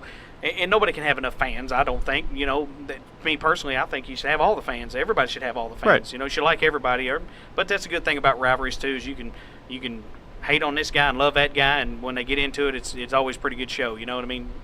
But he had some great points about advice to getting kids in. Mm-hmm. He had great points to we're hearing this a lot about the rules. It's another deal. I mean it is what it is, but ton of people are saying it. We're going to have to, we're going to have to start listening eventually, I think. But and I don't think. But maybe it's not the right time in the middle of the season. But no, but I don't think those people are wrong. I don't think we've talked about it before. If one person has an issue with it, then maybe they are having a bad day. But the fact that 99% of the drivers that we've had on this show have brought up rules, I think that's an issue that really before too long needs to be addressed. Right, and I think that deal when he was talking about the UMP stock car division and different things like that, I don't think that's not a doable thing. I don't think that at all. I think that's an absolutely doable thing, and I think it can help. Unless maybe just your street stock division / cruiser, whatever it is, but and you can still have a couple of lower stock car classes, sure, like a 305 class and the bomber class, and there's nothing wrong with that. But your UMP stock car class would add legitimacy to whatever you're trying to run, and it's a lot easier to have everybody on a level playing field. Agreed. And we even talked about it before the interview happened. having some kind of sanctioning body or something with a, level set of rules and it just makes it to where you can go to all the tracks that participate. It makes it to where you have more opportunity to run. Right. Because I know that that's also an issue that you've been dealing with recently, with the issues that have been coming up with your car and trying to make some decisions of how you want to go next season. For the rest of this season. Right, but you don't want to build a car that you can only run on one track. No, I agree, and that's not what you want to do. And Chase is a little bit in that box right now. And other than him being able to go, he's got a completely separate car to go to street stock, to go up and run up north. And, right. But again, guys, are we remiss of he's having to go up north and spend his racing dollar up at their tracks, which is great. He's promoting their tracks and he's patronizing their tracks and giving a show to the fans. But that money can be spent here too. It's the same with retail establishments here in our area of the world. Why do I want to have to drive over to Indiana to go to their mall to spend my money over there? Why can't I keep my money local and have the same stuff at right. our mall or wherever? Right. But so it's the same, and you're right. Maybe he just wants to drive on those tracks because he wants the experience and he wants to go to Eldora and have that checked off his box. But keep as much money local as you can. Oh, absolutely. And we're a big proponent of local tracks, and if we were, an Illinois-based podcast, then we would definitely be, champion those tracks over sure. the Kentucky tracks or the Tennessee tracks, whatever. I'm sure we would. But hey, get out to the racetrack on the weekend. That's the main point. Absolutely. And go support one. Like them, hate them, don't matter. You're never going to figure out anybody new than not going to another racetrack. I 100% agree. You realize that at Florence. And, you didn't really know anybody, but next time we went back, you might know them. Sure. And they might put on a show for you that you'd be like, hey, I can't forget that, man. That's but awesome. We went to Paducah, and unfortunately we don't get to go to Paducah anymore. But right now, I got to see Cassidy Gibbs race. Right. And, immediately I was impressed. And found her on Facebook and started following her on Facebook, and I'm now a Cassidy Gibbs fan. Right. So, I hate that she's not going to be running big cars anymore, but, let's go mini. Let's small is the way to go. Yeah. Well, without getting too much into anything else, it's been another great show, and we don't want to take away from it. And I think for all intents and purposes, this is just part one. Agreed. For Chase, and we told him that. And I think he completely understands that. And I really think that we would be remiss if we didn't get Sam, Nick, Ricky, and Chase on at the same time and let them just, get the stories flowing. We don't have to ask them all these, simple questions that we ask, single drivers or things. I mean, we can ask them anything. They can They can just talk for 2 hours. I don't care. You moderate it. You keep it as close to being on the rails as possible. Nah, let it get off the rails. It's not going to happen. Nah. But not even that. But when we talked to Jeff Mazie and he was talking about Chase and Bo Mitchell and get all those guys together. We want all the stories. We want we just want it all. Yeah. And I don't think that's too much to ask. And I don't think it is either. So what we're going to ask is you guys support our sponsors, Willie's Carburetor and Dyno Shop, High Octane Racewear and Graphics, and Lori Kimball with Home Realty Incorporated. That's right. Patronize Lori's business. If you need to buy or sell a home, they can help you out. And also our other businesses, Mach 5 Race Cars and Parts, Fairview IT Management, Martin's Towing Recovery, Red Star Graphics, Slingshot Media Group, Glenstone Construction, Chad's Barbershop. All those are great businesses, and patronize them and remember, who they are and what they can do for you, because you can certainly do something for them by helping them out. Get out to the radio show on Monday nights at Maloney's. Sit with Blake Smith. He'll even let you talk on the mic. That's right. Regional Motorsports Power Hour every Monday night at Maloney's in Owensboro, 7 to 8:30. Not the vice versa way around. Nope. 102.7 The Game, 94.7 WBIO, plus the rest of the Cromwell stations. All of them. And you can hear them. You can find us on iTunes, Google Play, Spotify, TuneIn, YouTube, iHeartRadio, Podbean, Podcast Addict. Facebook website. Yes. Website is www.conwayracingteam.com. We did not say that at the front of the show. You can find us on Facebook, Conway Racing Team, Instagram, Conway Racing, and Twitter at Conway Race Team. So look us up, man. Leave us some comments. Leave us some feedback. Tell us what you want to know. Tell us what you want to hear. It's a cool deal. And, again, we can't thank Chase Estes enough for giving up his time. And, it's been a long show just for the simple fact, you guys don't understand, it takes quite a while to record a show. It does. In between breaks and things like that. It doesn't seem like it's 2 hours is a lot to maybe you guys, but maybe 4 hours recording it is a lot to us. So, but we're fine with it. He just had to leave. I think Lauren bought him a Blizzard, so he had to go home and get that. But as he was pulling out of the parking lot, he messaged me and thanked us again. Yes. So and that's a cool thing. Yeah, absolutely. Thanks Chase. Thanks Lauren for letting us steal him for several hours. Yeah, but he's baseball dad now. Absolutely. And maybe a short-lived career, but we're going to see that fourth generation of Estes coming up in the ranks, and that's going to be something cool to see. Get in on the ground floor of that and watch him as he goes. So, again, ladies and gentlemen, we appreciate it. We thank you every week, and we can't thank you enough. For what you guys do for us. The downloads don't lie. People are listening, and new people are listening every week. We're gaining a fan base, and that's what we want to do. So, that's very true. Well, I guess we need to get on out of here. Probably Gabby wants us out of his place. I think so. The bugs are eating us up for some reason, and we're inside. Running up his electric bill. We are. He sponsors the car. Yeah. So, but anyway, again, thank you guys. We appreciate you listening. Yep. And for Wes, the AC condenser. No, what is it? Hey, that was it. That's good. AC condenser. That was me. Because it's hot. Yeah, it is hot. So, guys, we appreciate you listening, and we'll see you next time. That was Nathan Conway. He forgot to say his no, name. they know who I am. We're out of here. Bye, guys. You've been listening to the best up-and-coming motorsports podcast on the internet. Tune in next week to see who we're trading paint with on the Bent Fender Podcast.